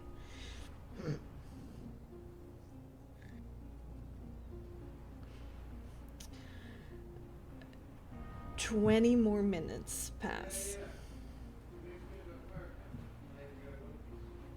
And there's no sign of Jivkos. Has my raven come to me yet? No. Okay, interesting. I mean, I can check in on him. He's still there. I wonder if there's a better way of doing this, but maybe sending would be best. But if you feel, I mean, who knows what's going on down there? You know, he's literally underwater. So I usually don't. I don't need this for much outside. I can certainly do this. if you feel like you have the resources to spare and you want to be, you know, having a difficult time later, then by all means, it's better to be safe than sorry. Kind of traces a few symbols through the air and kind of closes her eyes and casts sending to Jivkos. And says, we're back on the shore, everything's fine. We've been waiting for you a bit, and I just want to make sure that you're still on your way, and how close you are, and if you want to help from us. Jivkos, these words reach you as these words reach you just after you got free of this last patch that got you stuck, and hearing these words together with the small triumph you had underneath the water is beyond welcome to you. Just to check, I don't need to be able to speak for sending, because I can't fucking speak underwater. Yeah. I think it's in your head. Yeah, it's meant. Yeah, it's meant. okay. Yeah. Good. Can dig it out if you want, but you know. Yeah. Okay. Does it come through in the voice, or can I just say it? You can do whatever you want. You can. Yeah. It's mine stuff. Yeah. Difficulties encountered. On way. Not too much longer. Underwater harder than last encountered. Am fine. Apologies. Nice. Yeah, Illyria, this is what you hear back. He said he's close, and he got past difficulties, and apparently it's a little bit harder this time to go through the water than in his past. But he should be here anytime soon. Okay, great. We wait a little longer then.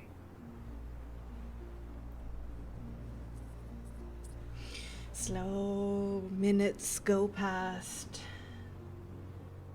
and then around 8 or so, perhaps, minutes later, you start to see like an unusual amount of like mud kind of color the water in front of you, and then soon you see there's some slight disturbances in the water. Slightly to the left of you, but there.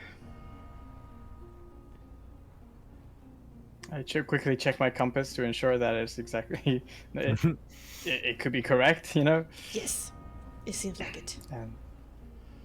There he is. Jivkos, over here. I don't think he can actually hear you. Lyra just waves. I don't think he can actually see you yet either. but it's very good indeed. And Maybe Sol can shine a bright light, a beacon. Sure, yes, Sol, go out there. Sol goes whee over the water, and indeed, of course, when you look up, you start to see more and more light. There's also some kind of glowing insect doing like 8s, like infinity symbols. It's not the ones from before that we thought were glowing insects, so good. Yes, there is another kind of more of a turquoise kind of light when it comes to Sol. A little turquoise. Turquoise, yes indeed. And if you ever had a knee-jerk reaction to like take a big gulp of breath of air when you come out of the water where your head is clear of it, you have it now, yet you don't need it. When he surfaces, it's obvious that he has been underwater for as long as he has been underwater. Though there isn't much debris on him, as that tends to get washed away very quickly underwater, thankfully, in terms of sand or dirt or anything. It does look a little bit sulky inside, though. Yeah, but the main thing is that when he sort of gets his head above water, water does sort of seep out of his mouth and ears and stuff, as his muscles, while he was in sort of the trance underwater, had relaxed to the amount that water was able to basically invade. And so he, like, kind of, when his head is fully out, opens his mouth and looks down, and it just streams out. Lovely. Are you okay? He'll just hold up a hand for a moment as he gets higher. Yep. Because obviously to speak, he needs to inhale air on purpose to then breathe it out to be able to speak. So he needs to kind of empty out his entire body of water before he can actually communicate. It comes vomits for quite some time, for sure. I just have to be like, it was more difficult than I imagined.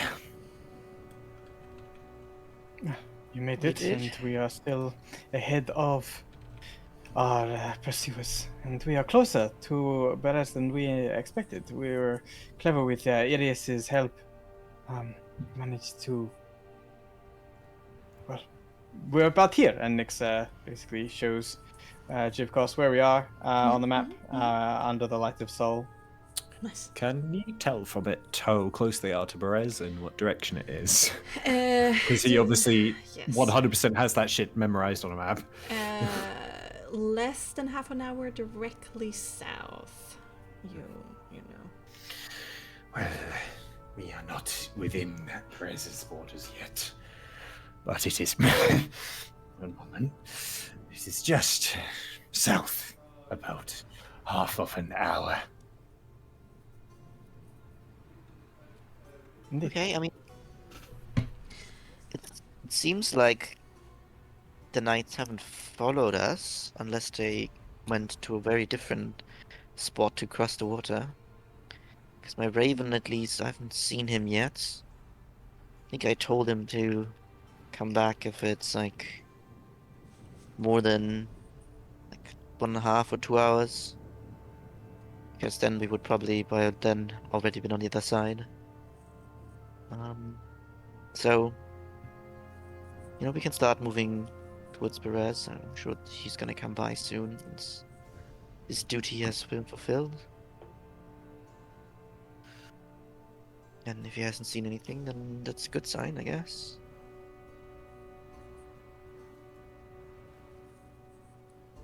Indeed. Well, of course, do you need a minute? No. Soak out. Water does not impede my ability to proceed. Right. Okay. And you look towards the forest, ready for the last trek of this chase. Let's go for a short break. Yay! Yay! We do the thing. We do the thing. Breaking shortly. Be right back. Yes, indeed. I will refill my glass, and I'll be right back.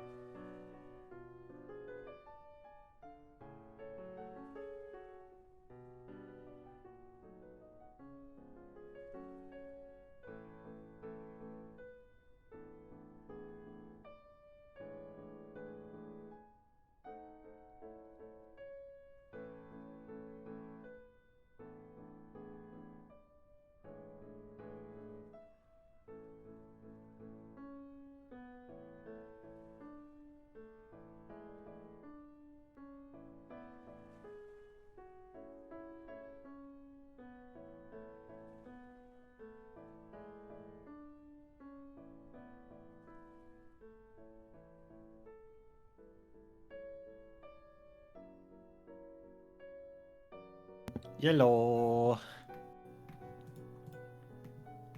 Oh, no one's here. Hello, I'm here now. What Oh, fuck. timing, everybody? Okay, I'm here too. Also, Bexxy, looking at the map, I've realised there are some things on there that I don't know what they are, so I will message you just which. Oh. The Beres map? Mm-hmm.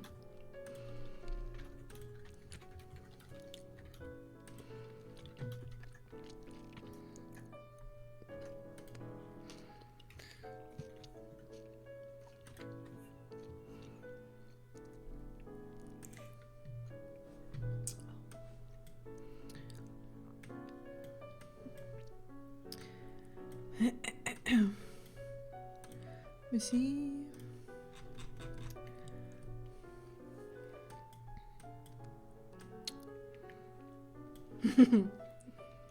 um.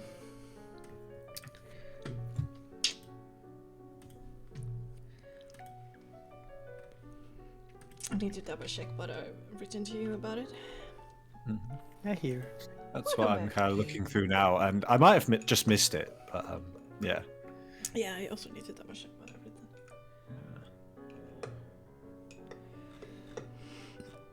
written.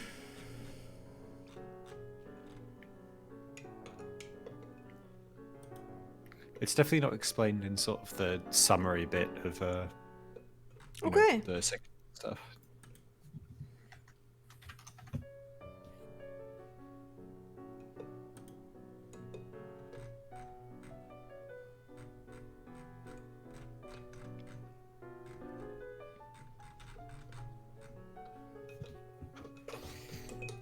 Oh, right.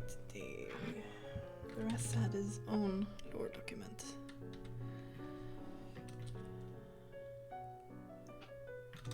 Does it? Did it? Or do you just find it? It's just all the way at the bottom. It doesn't have its own little Oh, that's why. section for some reason. Yeah. Poopy. I also I don't know how to do one, so I didn't do one. Oh, here we go. What do you do? Shoot. Oh, it's got smaller. No. There we go. Okay. Awesome.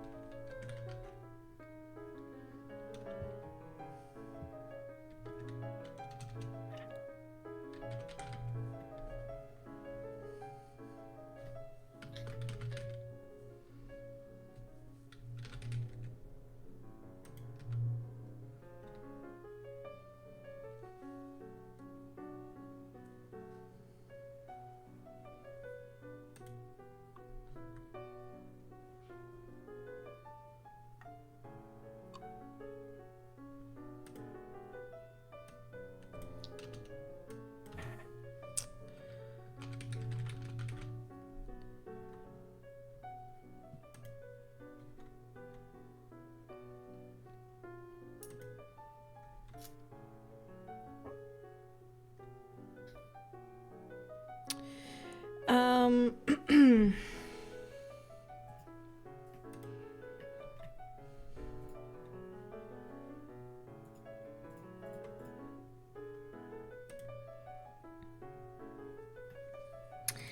Well, yeah. I think I forgot to mention them here in the text here, but those two symbols for across the water is basically known camps of the Okay. of the Both of them. Frostmark. Yeah. Okay. So they were like definitely inhabited during like before like early years in Jibko's time at the fort, but after like during the war and after the war, their presence there became more patchy. But they tried to like hold on to like keep it. And there was, questions of like why, like, move. You're so close to the village, guys. Like, you're aggravating the Sauroviches here, but like remaining so close to their settlement. But they were like, no, Our ancient land, our ancient traditions. Sol is a purple of the forest? No. It's just my obstinate voice. Yeah. So, 2 caps. Okay, sick. Thank you. And they're the little that like Argynvost and the knights have interacted with them has always been on like neutral ground, and you do know that those 2 areas, and especially like across the water around it, has been like, if you step into our lands, we are going to be aggro. So you don't We go will there. shoot you on sight. We will shoot you on sight. Yeah, it's See like, this get off my sign, lawn. trespassers will be shot. Yeah. And they had like, hanging trinkets in trees and stuff like that, markers that for trails and things like that. And villagers and knights both knew that going past these would be, we will not, your safety cannot be guaranteed. Yeah. Yeah. It's sick. Indeed. Okay, is Adrian here? Yeah. Oh, nice. Okay. I said I was. Oh, sorry, I I didn't did not hear hear you. that. You even responded to me. Oh. All on your own. Don't wanna be. I wanna be the very best. Okay.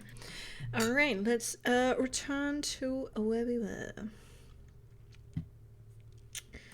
In the narrative, and let's move back, shall we, to the one scene here. Let's return back into the forest. No need for these, no need for those.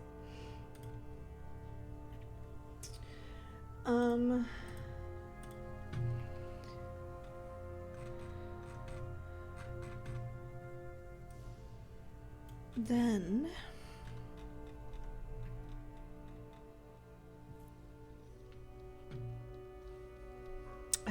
indeed, through various clever uses of your magic and just bull-headed stubbornness of just traversing the murky depths of the river, you manage to clear it.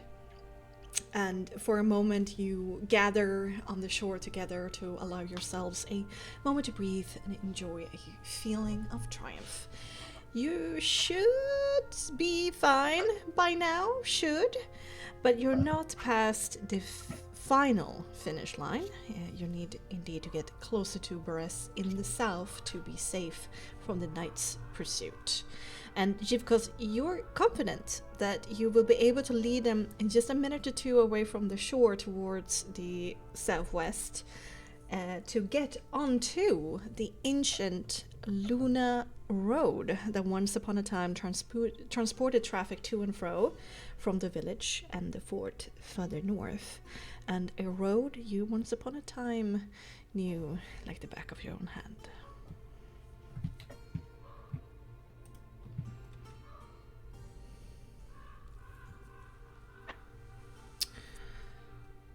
Indeed.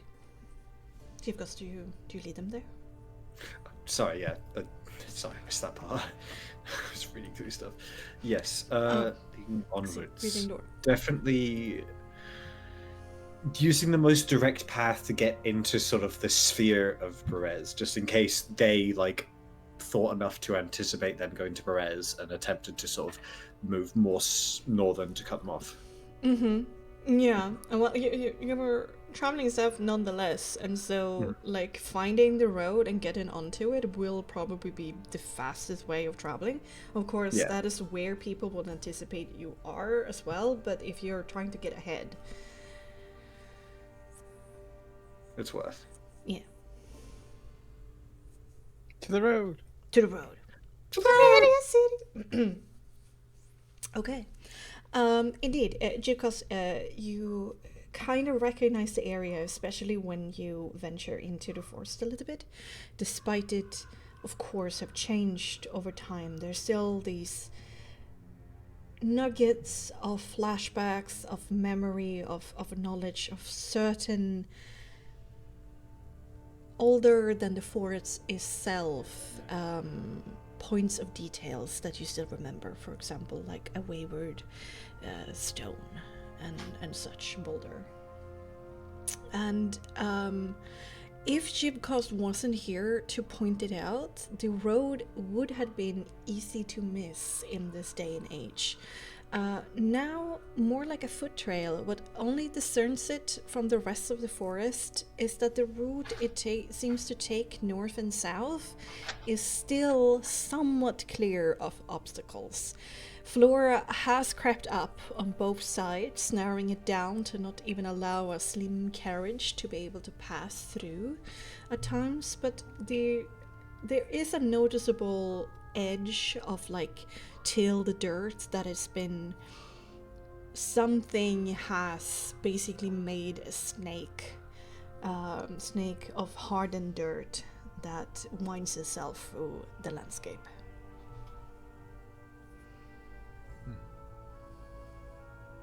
Neat. Neat. Very neat. Okay. So, turning towards the south? Mm-hmm. Yes. Okay. And to take a road so familiar. Oh, so familiar. As you push your tired bodies further south and towards midnight to escape one danger and fling yourself into another, the world will slowly transition over the course of this 20 to 25 minutes or so that is left to walk. The trail hugs the shoreline during this from time to time, and sometimes you indeed can see the mass of the river, and sometimes the trail snakes further inland and takes you further into the wilds. At first, what is around you is what you've become familiar with. Trees that stand tall and gaunt, the branches knitting together overhead to blot out what little moonlight seeps through the mists.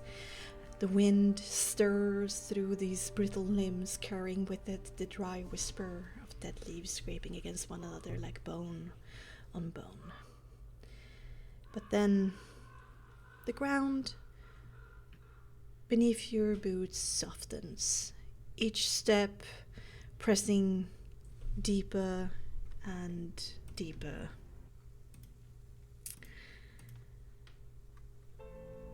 The air thickens.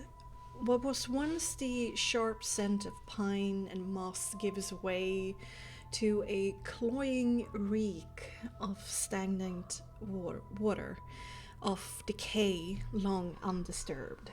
The mists curl low and heavy by now, trailing fingers across your ankles and tasting of iron and mildew when it brushes up against your lips.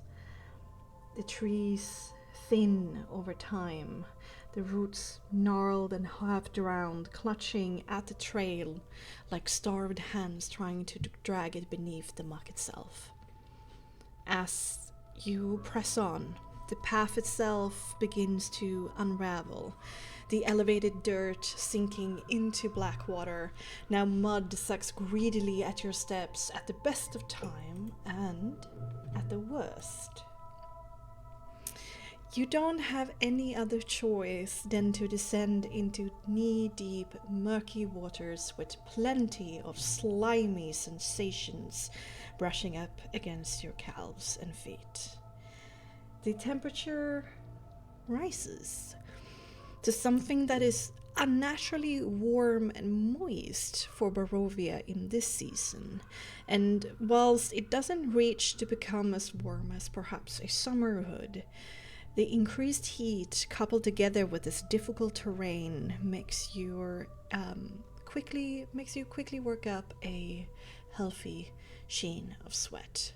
You feel wet in more ways than one, and you're already dirty and soaked.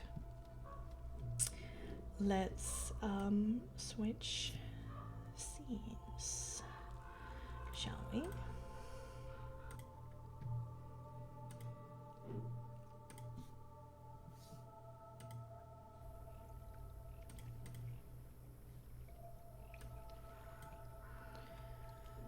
Somewhere distant, a frog croaks, a hollow, broken sound swallowed quickly by a growing sound hailing from the buzzing of dark clouds of insects that dance above puddles of stagnant and overgrown waters.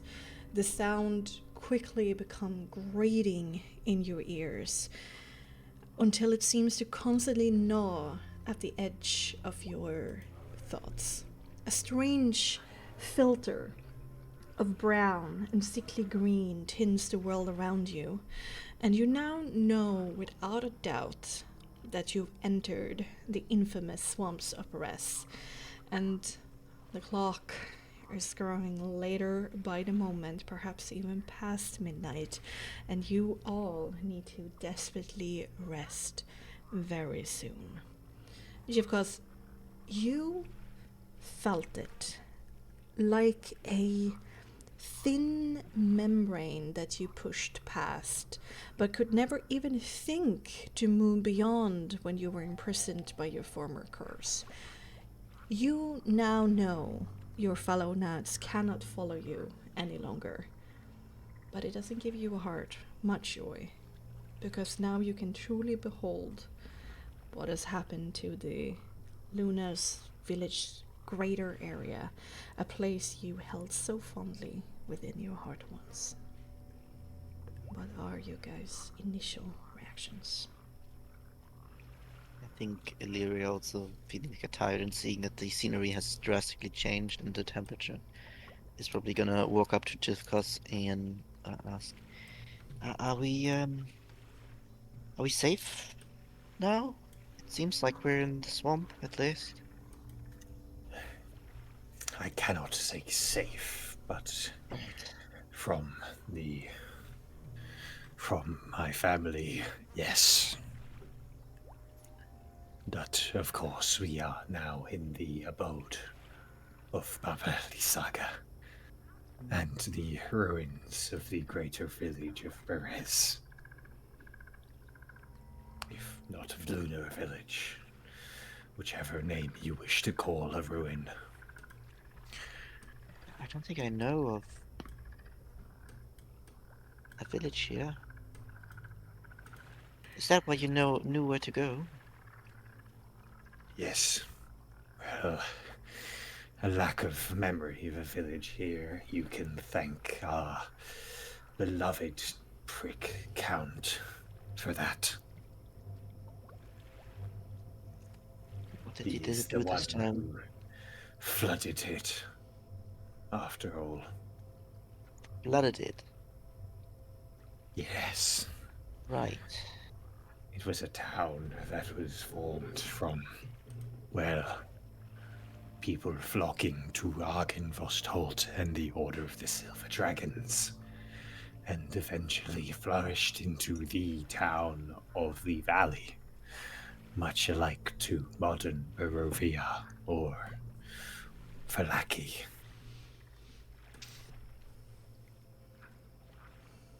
Because they affiliated with Argenvost, they were flooded. That I am not 100% certain on, but he did destroy it thanks to, well, himself. Nyx, And it make was me intelligence check. It was also slowly taken over by Strahd after his destruction of Shay and her empire. Yeah, Nyx, you remember this because you were quite involved with what Ismark and Irina had to say. And I also believe that there might be some Visani legends about this. There is indeed a story that Irina and Ismark share with you. Partially why Ismark was so afraid for Irina's sake was that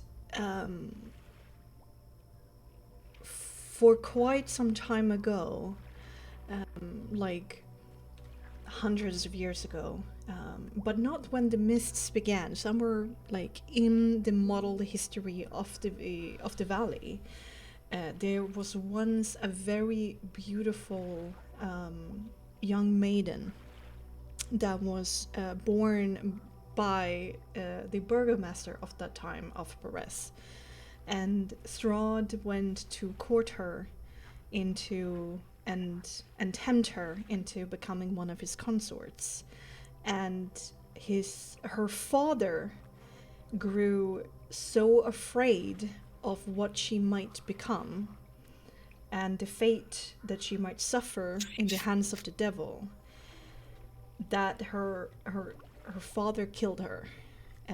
The maiden known to be Marina, and in anger, Strahd indeed buried Beres alive in the waters of the river. Another sterling example of the Count's benevolence towards this land. Indeed. This is something that Chief Costa didn't know. he didn't know that specifically. No, you So he's only the knew kind of like the map changed, and it's only Straw that would have the power to do He something. just assumed that Strahd flooded the village because he's a dick, to be honest. Yeah. Well, you could have your And own. also because it was not as much of a. It was bigger than Barovian shit, so like, yeah. Bigger than the village of Barovia, but and Brest, but not definitely not anything close to Malaki. But yeah.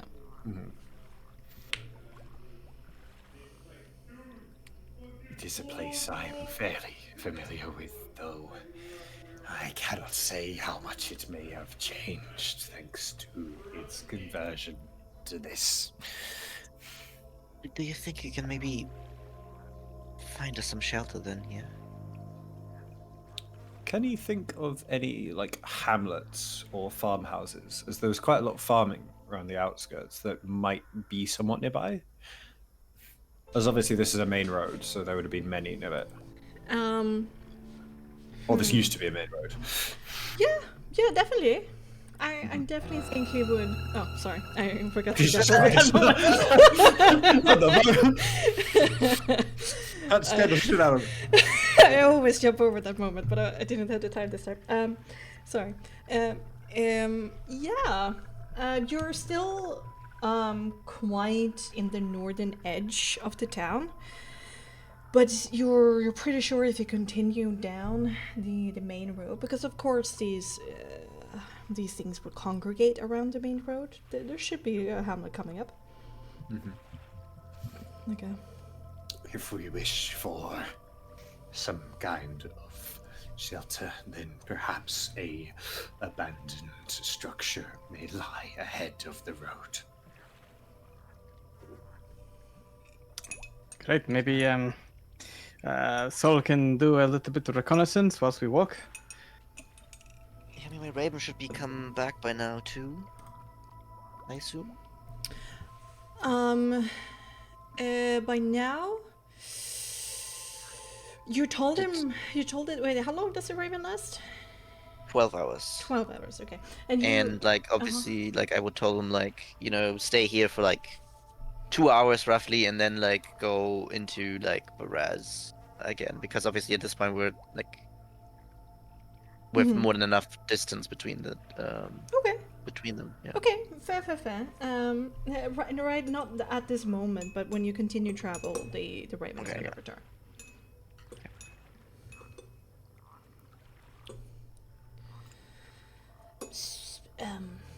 So, Sir Chipkos, is there anything important we should know? What's the lay of the land, so to speak? If we are to approach from the direction we are, and the town is still somewhat together in this flood, we will approach in the lower corner. This is largely, or was,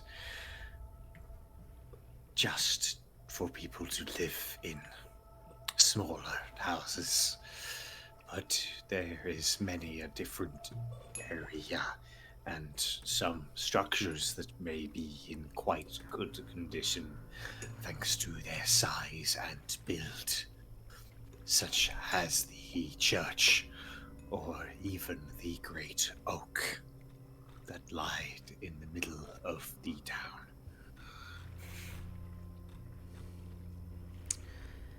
It is best to be described once nearer. Do you know where Bexxy has set herself? No, as I have not ventured here in hundreds of years. Isn't Was she?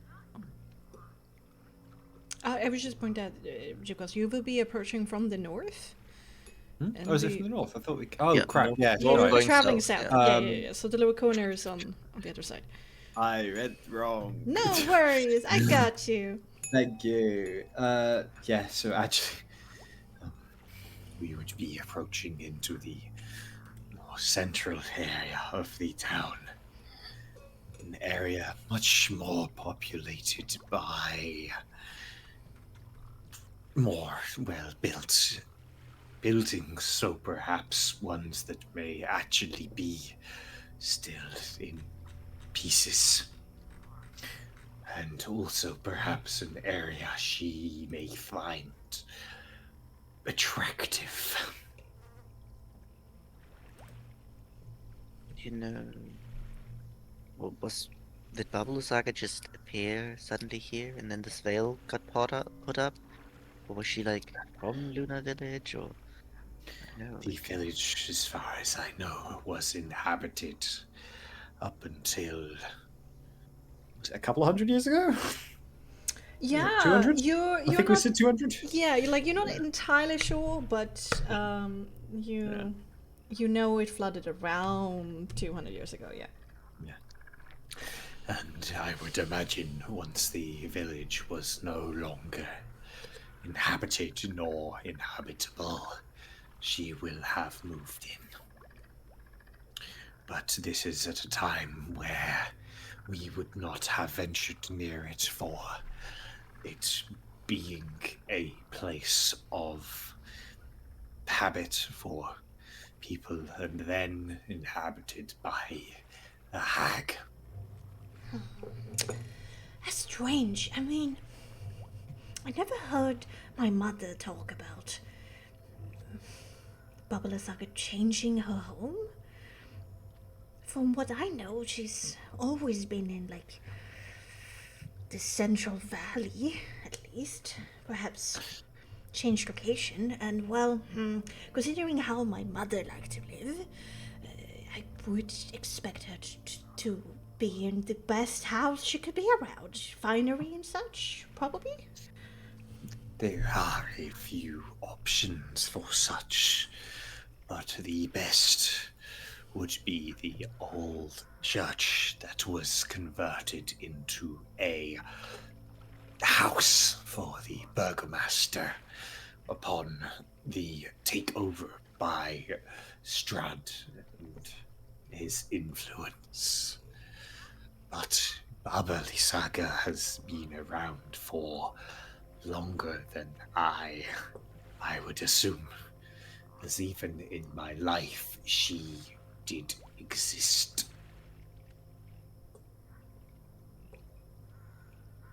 Have you seen her in your life? Just heard about her. In my life, yes. She was at a dinner that we had with Strat and his rather sizable council. See?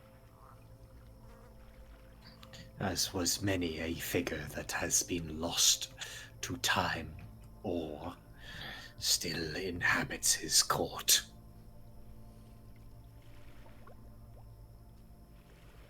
She nods. All right. let's just focus on getting through the night for the best. My I body feel does very strain. defeated.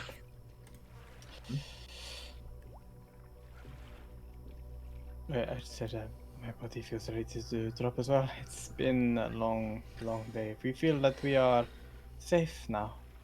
Safe. I can recall the last time we ventured into a hag's domain and certain amount of nightmares that were incurred upon me. I do not look forward to sleeping here. Yeah, I mean, in this time, it should be different, right? I mean, last time we were having a clear. It was very clear to Morgantha why we're here. It was Amatia's sister who decided to torment me for what seemed like centuries. Yes, but I mean, everyone just knew. I'm just saying, I'm not sure we're getting. I'm hoping that we have maybe a warm welcome in some case, because at the end of the day, nobody knows why we're here exactly. We know. I mean, the last time you spoke to Baba in the the ball at the castle, did she give you any suggestion that you were going to be welcome into her domain should you come to visit? Well, she did approach me and doted on me a little bit, saying I was curious, impressive, that I walked my own path away from my mother, joined this group, and became friends with the also famous Lady Lyria. She did say that I'm welcome to come and visit with, and I was more than welcome to share some secrets of Morgantha to, I think what she said, help her fuck Morgantha over. But She doesn't need to do that anymore. yeah, Morgantha, my sweet mama is dead. But you're the new hag, right? Basically, right. technically. So Right. you should be on even ground in a way. Why do you Perhaps think it's a that? I mean, diplomatic mission of saying hi to my colleague. Yeah, I mean, learning what your job is about now since you took it over. Perhaps. Just a curious question though, regarding that. Do you happen to have an idea about why Baba was so eager to fuck over your mother? Well, you see, from what I know, the three Night Apostles have been in this valley since its founding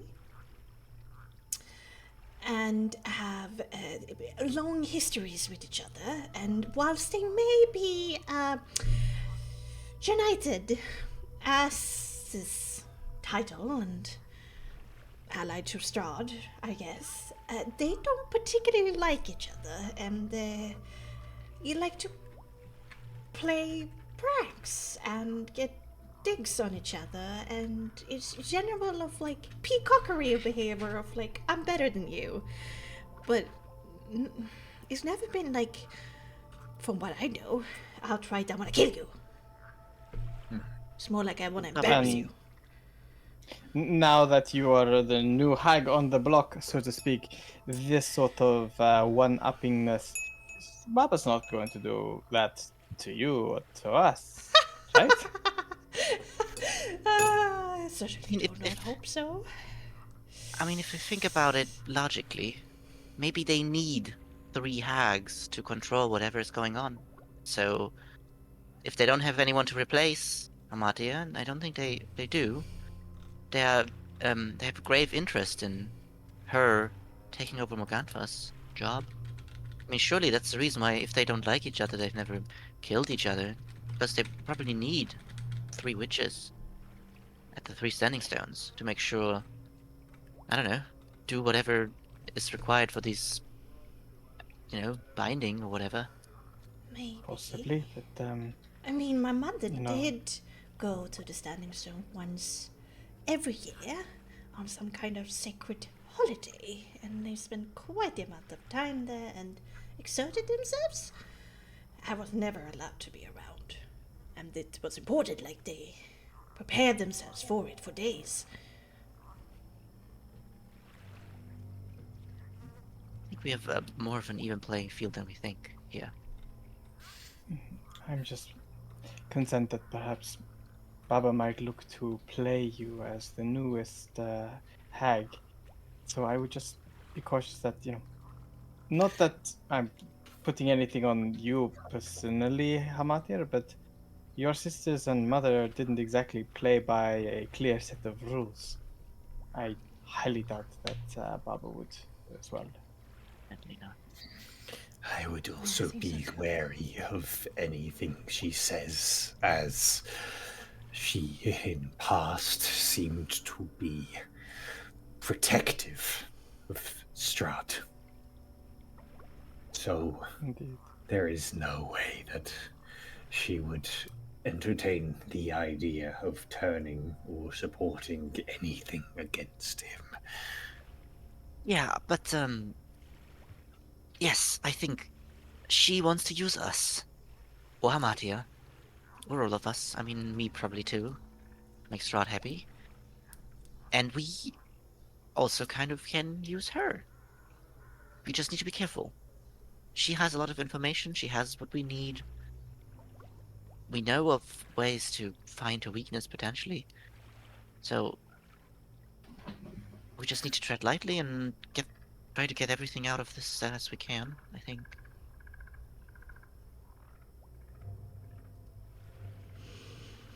I agree. What other choice do we have? Not to trust anything. Perhaps.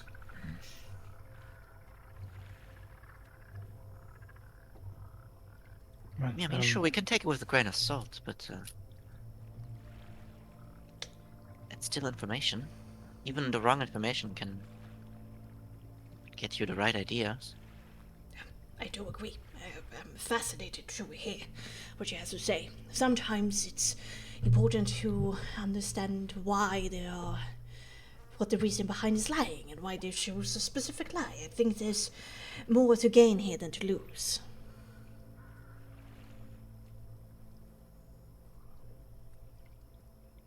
True.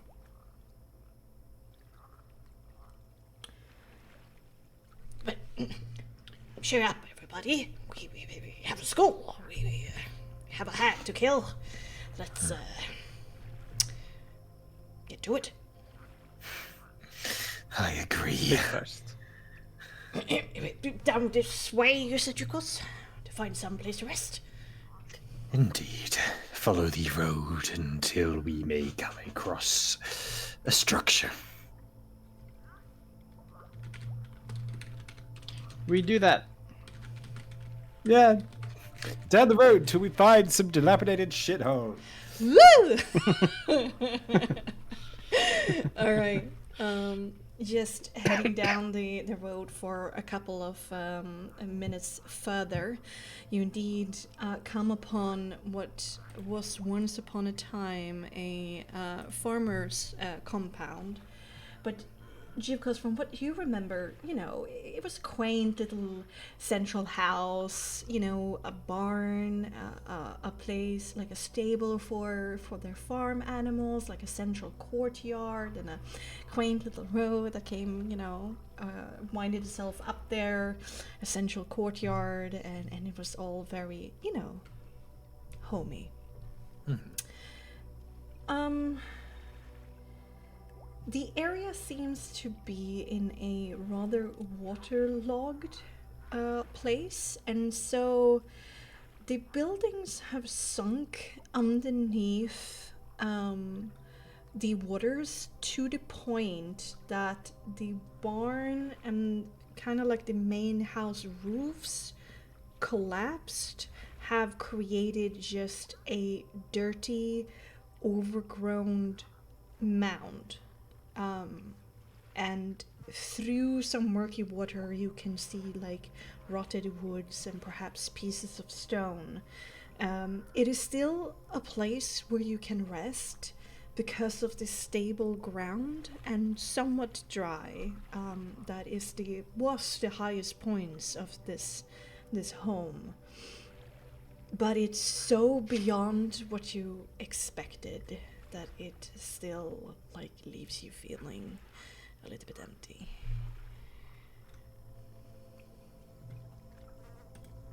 He does take a moment just to sort of stare at the sheer difference in what he had last seen it as well when he was alive to what it is now 500 years later, or however far it is.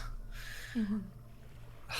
He can't help but to expect something similar, but it still is beyond what he expected. Mm-hmm. Yeah. Is this satisfactory? Thank you for guiding us. This is the best we can hope for, I suppose. We need to figure out what we do with our tents coming, but for now this is, I think it's the best we can get. Most definitely. I am more than happy to take first to check.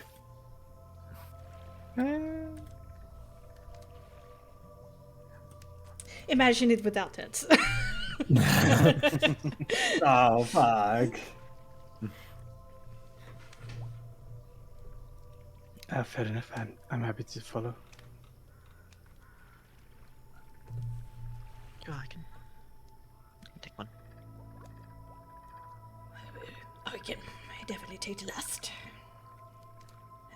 I've rested enough as it is. I will take the hardest one. Yeah. Let's see if the mist is any different here.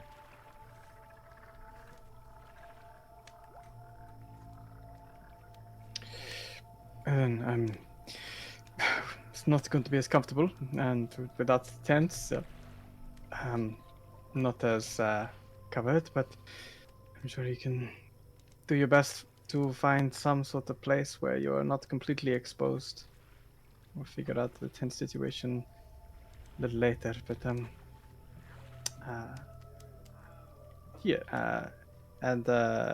Is Nix will give Illyria the cloak for warmth. It gives you a smile.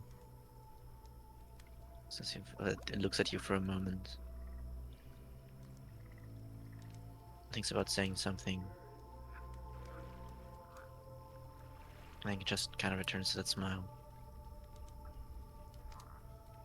Nix nods and looks to try and find some sort of cover. Yeah, Nix, Yeah, I guess you look around very disappointed. This is not what you prefer. Okay, Nix has a thing, a memory drift by the last time he had like a warm bath in actually Castle Ravenloft. Strangely it's enough, like yeah. shrugs.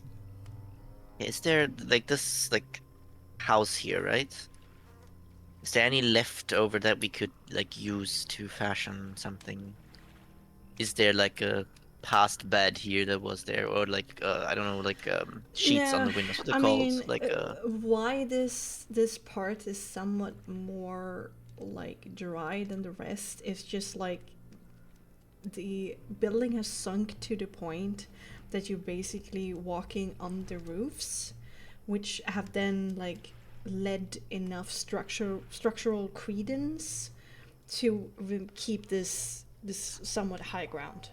But everything that was this house is underneath kilos upon kilos of dirt. But can we get into like? Could we like find a way into the roof to get like be like on the inside there? Have some cover from elements. I guess There's not since like it goes there's like a not little like bit up, right? yeah. Like when you go to investigate, there's not like any hollow points. It's like it's been completely like invaded. Filled up. Yeah. By mud and water. And of course around it in like the smaller parts, like in other like outhouse buildings that are half sunk into the water itself, I mean there's perhaps pieces of stone remaining underneath the surface of puddles and stuff. But yeah, no. You could get some slimy reeds perhaps, and like make a slimy straw mat. Yeah, I mean she's mostly looking also for like cover and stuff. If she can use the like if there's any part of the house where we could like find some cover from elements, wind and whatnot, that's like the most No. uncomfortable. By the grace of this place, you're above the waterline.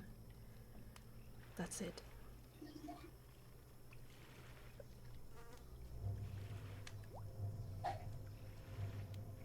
You can get some branches, you know, perhaps. And indeed reeds and straw from grass. Otherwise it's just mud. I think Lyria has tried to kind of remove one of like on the roof, one of the tiles to see, because she was just hoping that you could go beneath, and after like removing it and seeing that's just dirt, she kind of sighs in a frustrated way. Kind of puts the tile she pulled out to the side. I'm not sure this is gonna be. You could sleep in any way. No cover. No bed. Not sure we can sleep at all, to be honest.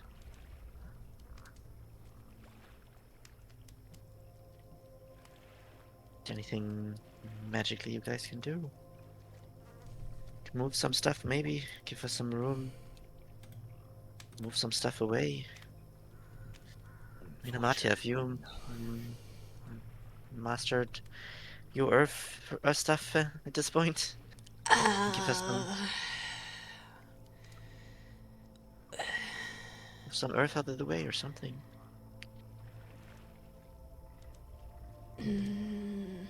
Well, I can. Well, I could have, I guess,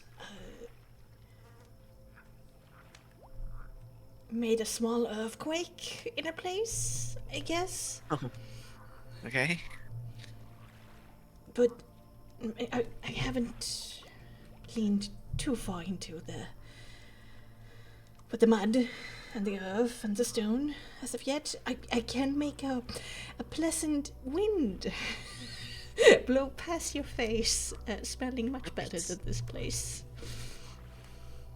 Right. Okay. I can also make small spikes appear from the ground and make it into a torture/spa mat for you. Oh. Cool. Yeah, I'm sorry to say, but I mean, I've slept out and been in worse situations than this. This sucks, but I would be fine. Arius. Yes. Cast the alarm spell tonight. prudent. Very, very prudent. Yes, indeed. Okay, 1 second. Okay, how it goes. Yes, there, the thread here, the spells there. Yeah. Souls up. And he begins walking around in a 2-meter cube.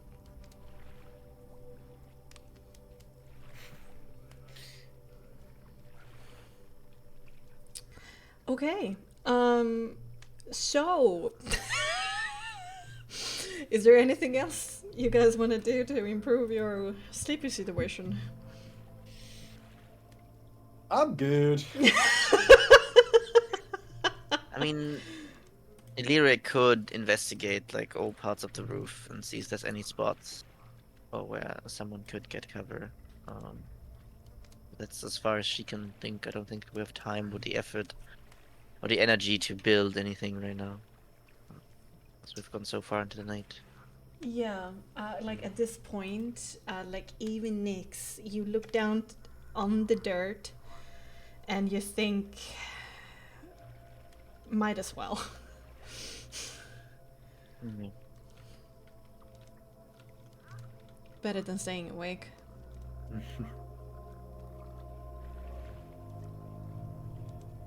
She's pulling all the clothes she has over herself. Yeah. Okay. All right. It's going to be a rough night. Let's move over that before it happens. There we go. So, who had the first watch? Me. Me. Okay. All right. As the rest of you go to sleep, Jivkas, give me a perception composure and tell me what you think. Natural 20. Whoa! Wow! Wowee! I'll let you do if I see anything or anything tonight before. No.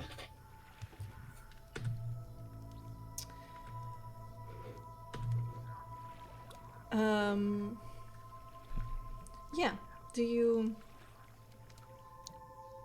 wanna do anything particular during your watch? Just depending on sort of if I see or like anything while the watch goes on.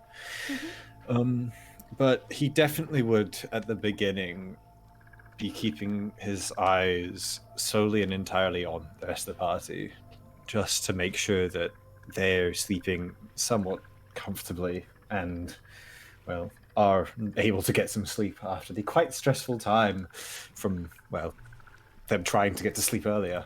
And then later on, it would be more taking in the landscape and how exactly it had changed, what has happened, what has taken over. As obviously it's been hundreds of years, so there's plenty of time for it to change, but he's still griping and grappling sort of with that fact.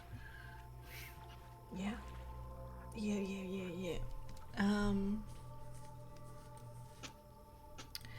It's not easy. This much change. But you, of course, I mean, you knew of this place, and it made sense where it was, and how this happened. But indeed, it's hard to accept it. Over the course of these 2 hours, there are no voices that whisper your name.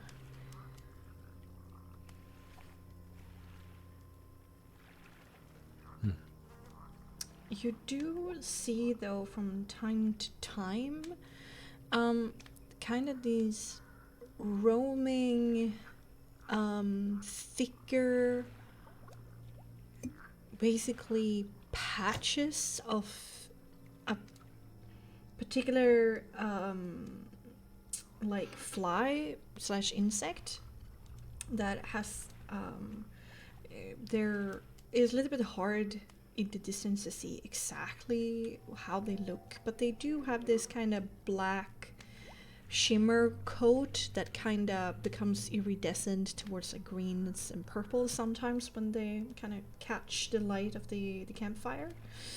And they seem more active than the other insects and a little bit more like hive-minded.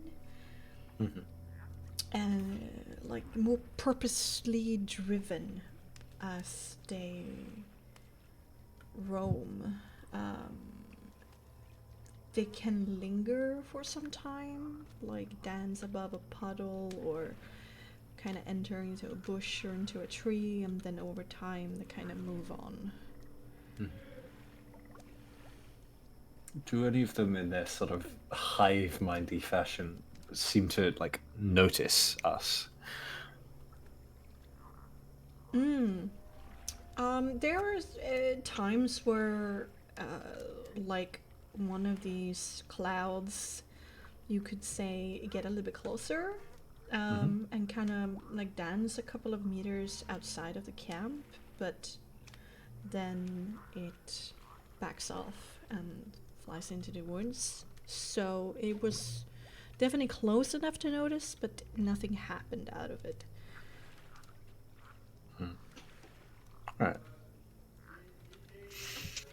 Wouldn't sort of calm his nerves, but now he sort of knows what to look for, and it seems that there's some kind of surveillance, and she obviously uses bugs, which kind of to be expected, but still good to verify. For sure. But almost like breaking of expectations. 2 hours go by and calm. Okay. Who do you go to wake up? Did anyone volunteer for the second? Was it Nix? Can't remember. I think Nix, are you said- muted? Sorry, yes, I'm muted. Yeah, sorry, I've been talking, and I'm like, oh no. Yes, I was thinking you were very quiet. Yeah. Yeah, you're not No, I speaking as actually- much as you usually do. sorry. Yes, I had volunteered to be second. Okay. If you didn't hear me, I'm sorry. Then Absolutely. carefully, especially now with how they're basically in feels like enemy territory, he would wake Nix up, just sort of with his like one single finger or claw. Nix is probably sleeping very lightly, barely even getting some sleep, like deep sleep. The rest is not going to be something that he gets much of in this area, but he immediately opens his eyes when you jostle him and says, "Everything okay?" Yes, as okay as it can be, I would say. There are clumps, hives of bugs that seem to patrol around, I must warn. And I think they are some form of eyes of Baba Lysaga. Bugs for Baba, bats for Strad. I wonder what Hamati is going to choose to be her eyes. Hopefully not more bugs. Probably moths, I suppose. I Butterflies. think I would appreciate moths. Martia dreams of a worm dinner. Worm. But there was no action or similar magics to what we have had in the woods of Barovia. Perhaps Mother Knight or whoever it may be does not have as strong of a hold here. That makes sense. Okay, get some sleep. I'm sure you're aching for it after your trek underwater. I am curious about how that went, by the way. I'm curious about what it would feel like to just casually walk underwater without having to worry about breathing or drowning or anything. But another time. It's not too dissimilar to normal. But another time. It's good watch. Thank you. As Jivkos goes to find some sleep, Nix goes, you could have, made it sound more interesting than just every other day. Come on, Jivkos, where's the storytelling? You are the storyteller. I'm but a knight.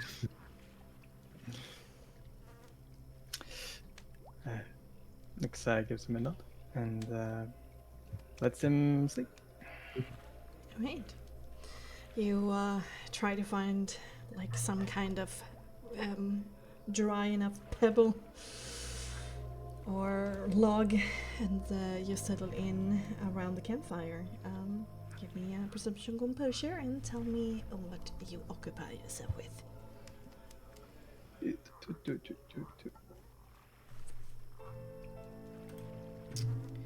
jump over.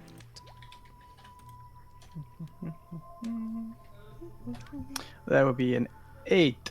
Oh, shit. Okay, well, very tired. Very tired. And also he wishes to do something which might distract him slightly, so makes sense. Okay.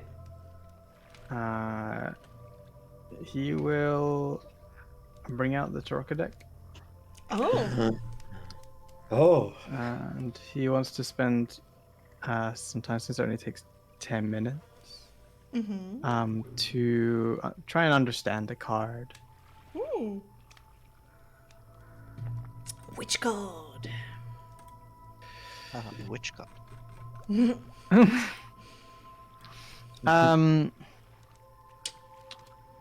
So going back to the last reading he did,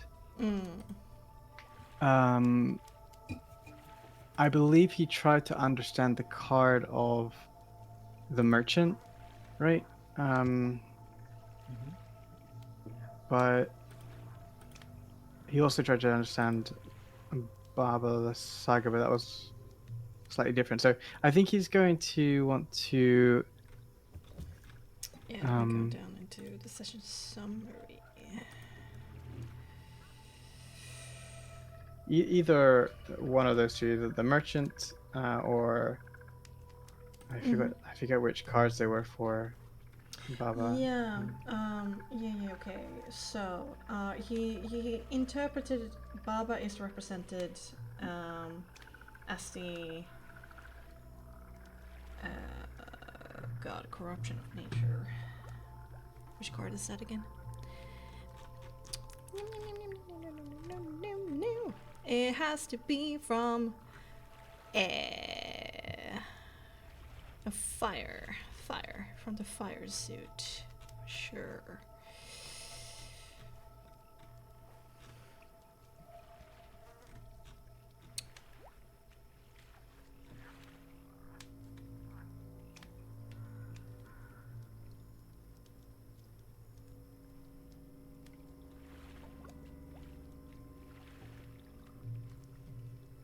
What was Baba?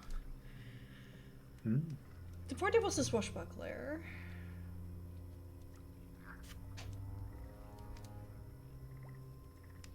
Potential support was revealed to be the trader, which Nyx interpreted to be perhaps there's a favorable bargain ahead. The obstacle turned out to be the dictator, which at first he believed to be Nyx, and the thief card foretells that some kind of thievery would be beneficial for a beneficial action for the party to take.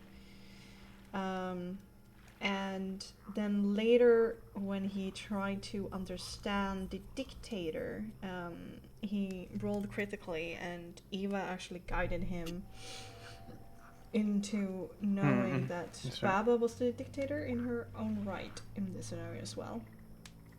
And Hamartia revealed extra information that Baba isn't alone in her coven, so to speak. Then the support card, I think. The the traitor card, right? Yeah, let's Traitor. see. The trader. Did you gain extra information about the trader? See here. Yeah, you did gain more information about the trader. You have the advanced information about the trader. Where are all the cards? And then leave your inventory. Were they individual cards? Yeah. And then Me. Wait. you have the Taraka one. And then Yeah. Oh, sorry. Yes, underneath that. Yeah. yeah. So in the suit of coins you had trader that you have. True. So that one you got.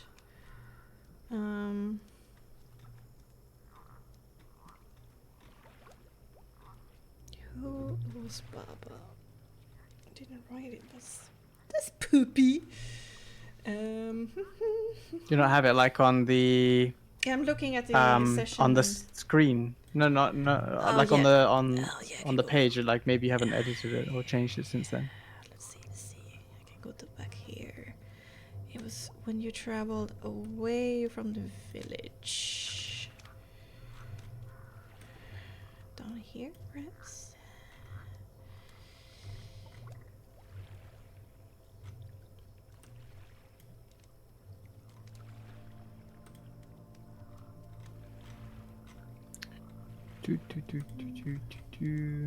Up here. Coins. I think it was just like.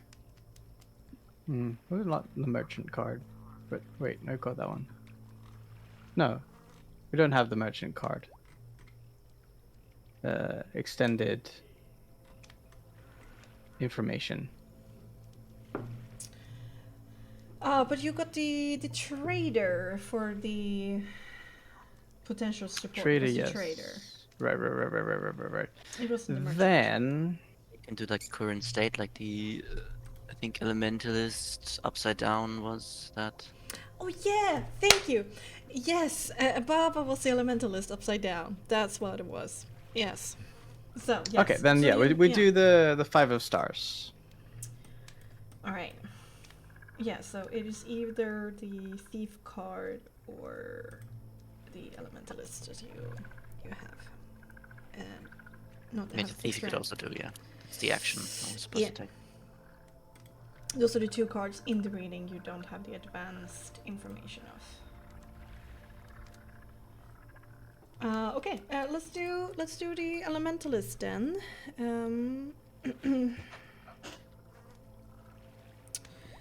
Right, understanding the card depends upon which So it's empathy, suit composure. it comes from. Yeah, so this is of So stars, so which- it's empathy, cunning. cunning. Indeed. So, And it's doesn't have- DV14. shall be +5 then.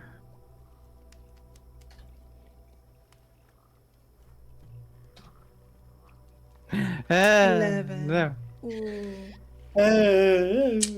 you're simply No information. You're simply too tired. Like every time your thoughts, you try to gather your thoughts and stare at the card. Over time, your eyes just go glossy and your mind just wanders in other directions. And you do become a little bit frustrated at yourself, but you're too tired to even care about like feeling the true like magnitude of that emotion even.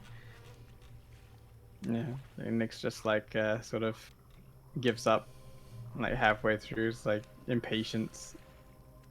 And he says, I got to get better at this somehow. But not tonight, clearly. And we'll just take it easy for the rest of his watch. Mm-hmm. There's several times during it that you almost catch yourself falling asleep. But thankfully, you hope those moments weren't too long. And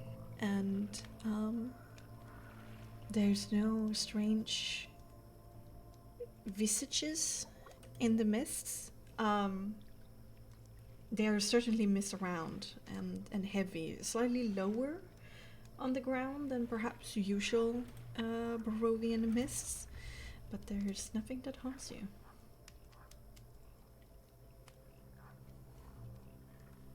Right. And eventually, the time runs out. Okay, who are you gonna wake next? I believe it was Illyria. Illyria. Yeah. Yours was gonna take the last. Right. I wake up Illyria. Alrighto. I think as you go to wake up Illyria, I think you can notice that she's been trying to play it tough, but she looks like she's kind of already kind of awake when you get there, and with the wet hair that she has, like it must be probably really uncomfortable, and she's kind of shivering a bit.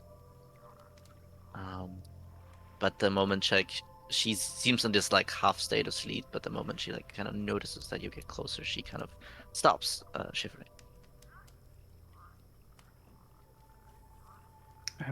I'm sorry that there isn't any more I can do, really. You're the one with the fire. So, it's time, unfortunately, for your watch. Yeah, right. That's fine. Thank you. Thank you for the coat. Of course, no worries. I thought, after your dunking in the the lake there, you might need it more than me this night. Yeah, that was quite the evening.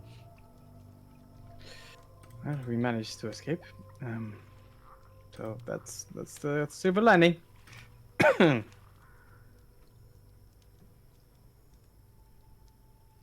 right. We move on. We got this. We'll figure it out. This place, everything. Right. Indeed. Chief Coz mentioned that there were bugs around that potentially Baba could be using for her eyes, just like the whole bats situation. I don't think we can really kill all the bugs, so that's the information I know. Yes, we're here. And she hasn't done anything, so that's a good thing, I think. And Maybe. she kind of gives up and gives a hug to Nyx. And says, "Thanks for being with me, Nyx." What else am I going to do? I mean, I don't know. If it was done, you could leave. You know that I can't do that. Or I won't do that. I think it's still worth thanking you. She goes to hug again. Are you okay? I mean, not that I'm complaining, it's just you don't often say thank you. Yeah, well, I guess in recent times I feel worried about you guys. I know for me it's different. There's almost no one is going to kill me. But I can't say the same for you guys, and I know I've not forced any of you to do what we did, but it still feels unfair that you have to stick your neck out as much compared to me. I'm sorry, I don't follow. I mean, we're all in this together, aren't we? Yes, but I mean, I can't say I would have a good life necessarily, but I mean, Strahd won't kill me.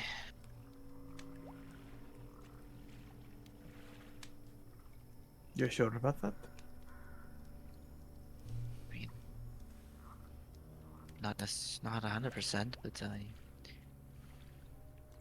feel like as of right now, he might kill you guys, but I don't know, teach me a lesson or whatever. But I don't think he would harm me. I don't know, I wish maybe. I had your faith.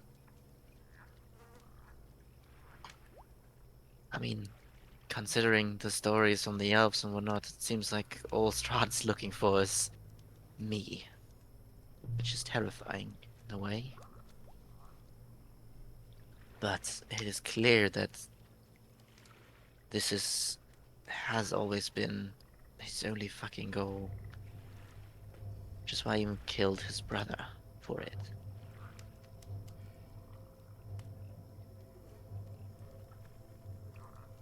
I think he wants what you could potentially become. And the fact that we caused such trouble for him. And him taking off the gloves, so to speak. I think that if he has already seen that his true love has been reincarnated or could be reincarnated, if it comes down to it, if he kills you, would that soul still manage to escape the mist? Because last time you told us, like, the only reason why this was possible for you to have these memories of Tatiana is because her soul escaped the mist before they shrouded the land of Barovia. That might be the So, reason why this was even possible to reincarnate. I don't think any of these souls that got trapped here can reincarnate. And even if they could, I mean, it took hundreds of years. And he could just, restrain me. And I don't know, like, try his vampire charm on me. Worst comes to, if push comes to shove, I think that's what he's going to do. He's gonna make me into a vampire. Put his weird fucking charm into me. So, can't resist. And if then that that's that. happens, I will probably already be dead. So I truly hope that doesn't happen. Yeah, right. Sorry.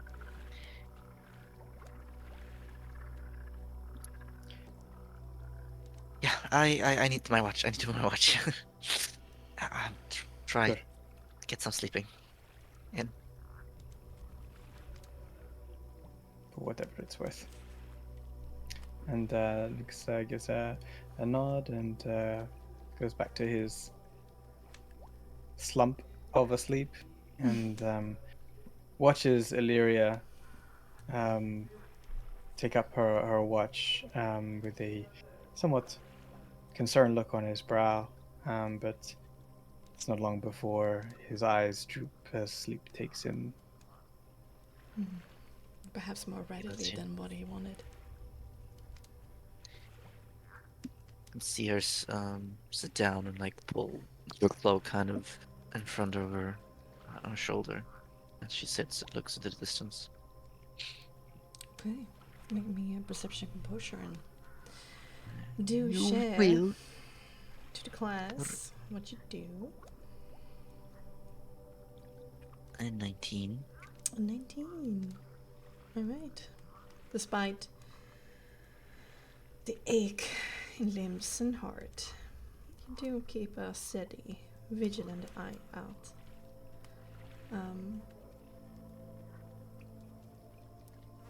Does thoughts occupy you this night? Or anything more? Yeah, concrete? I think she kind of realizes, the first time being in this bad of a situation when it comes to sleeping and her comfort. She's it's not like she has crazy comfort in military or whatnot, but tents and whatnot was still available. And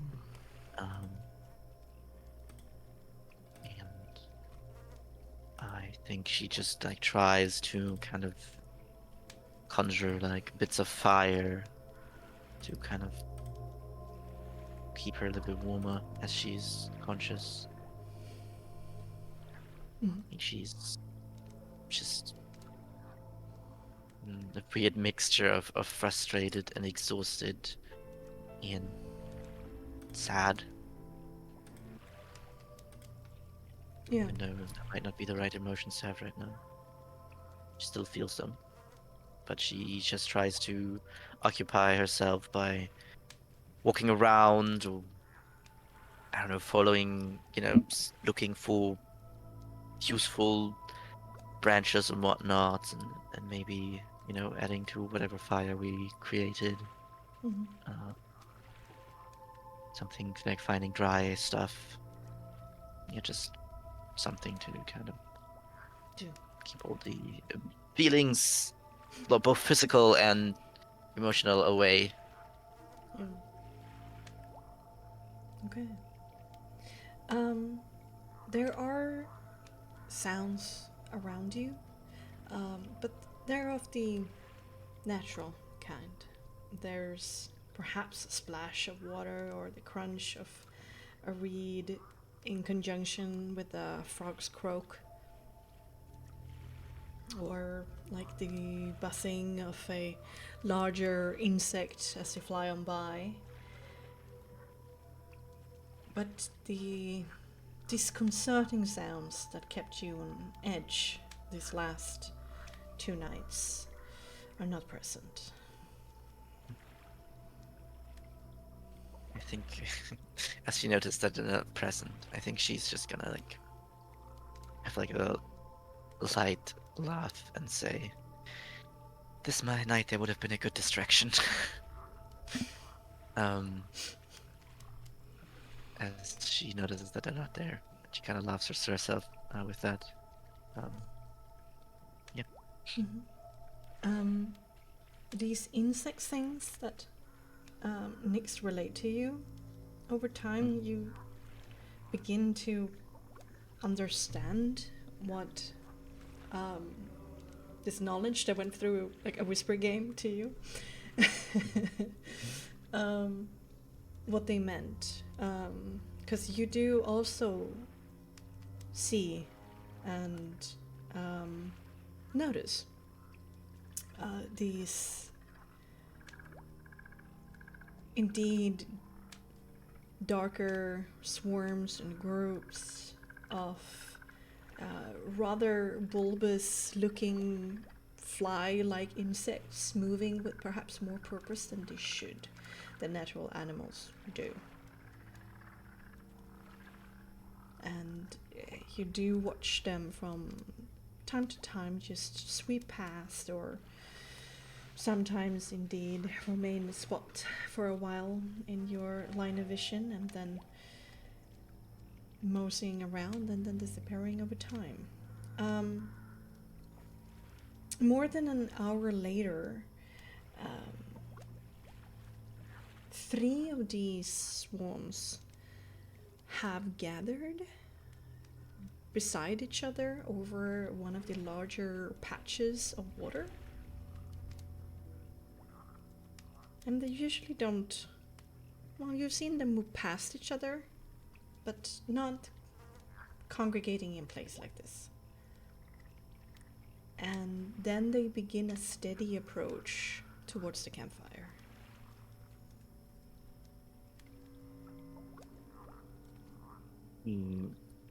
There's a big sigh, kind of gets up, gets herself ready, puts the cloak on normally. And she just kind of shouts, "Let's not do anything stupid. This is setting the stage, Baba." They increase speed, still sweeping towards the camp. I think she is going to big Jiskov for sure. And I mean, she did say something loud. I don't know, everyone with the since no one had a good sleep. If no one, like, if people are not awake, I mean, Yeah. she would just say, kind of loud-ish again. Just saying. I hope you're just here to talk. I'm And pretty she sure. Yeah. activates her sunsword. If you can. Yeah, for sure. There were a couple of meters as everybody kind of become grunts awake and begin stepping up. Indeed, you see this approaching swarm of tiny black bodies, perhaps with some business of or other. And we're going tonight's episode of Custom of the Misery there.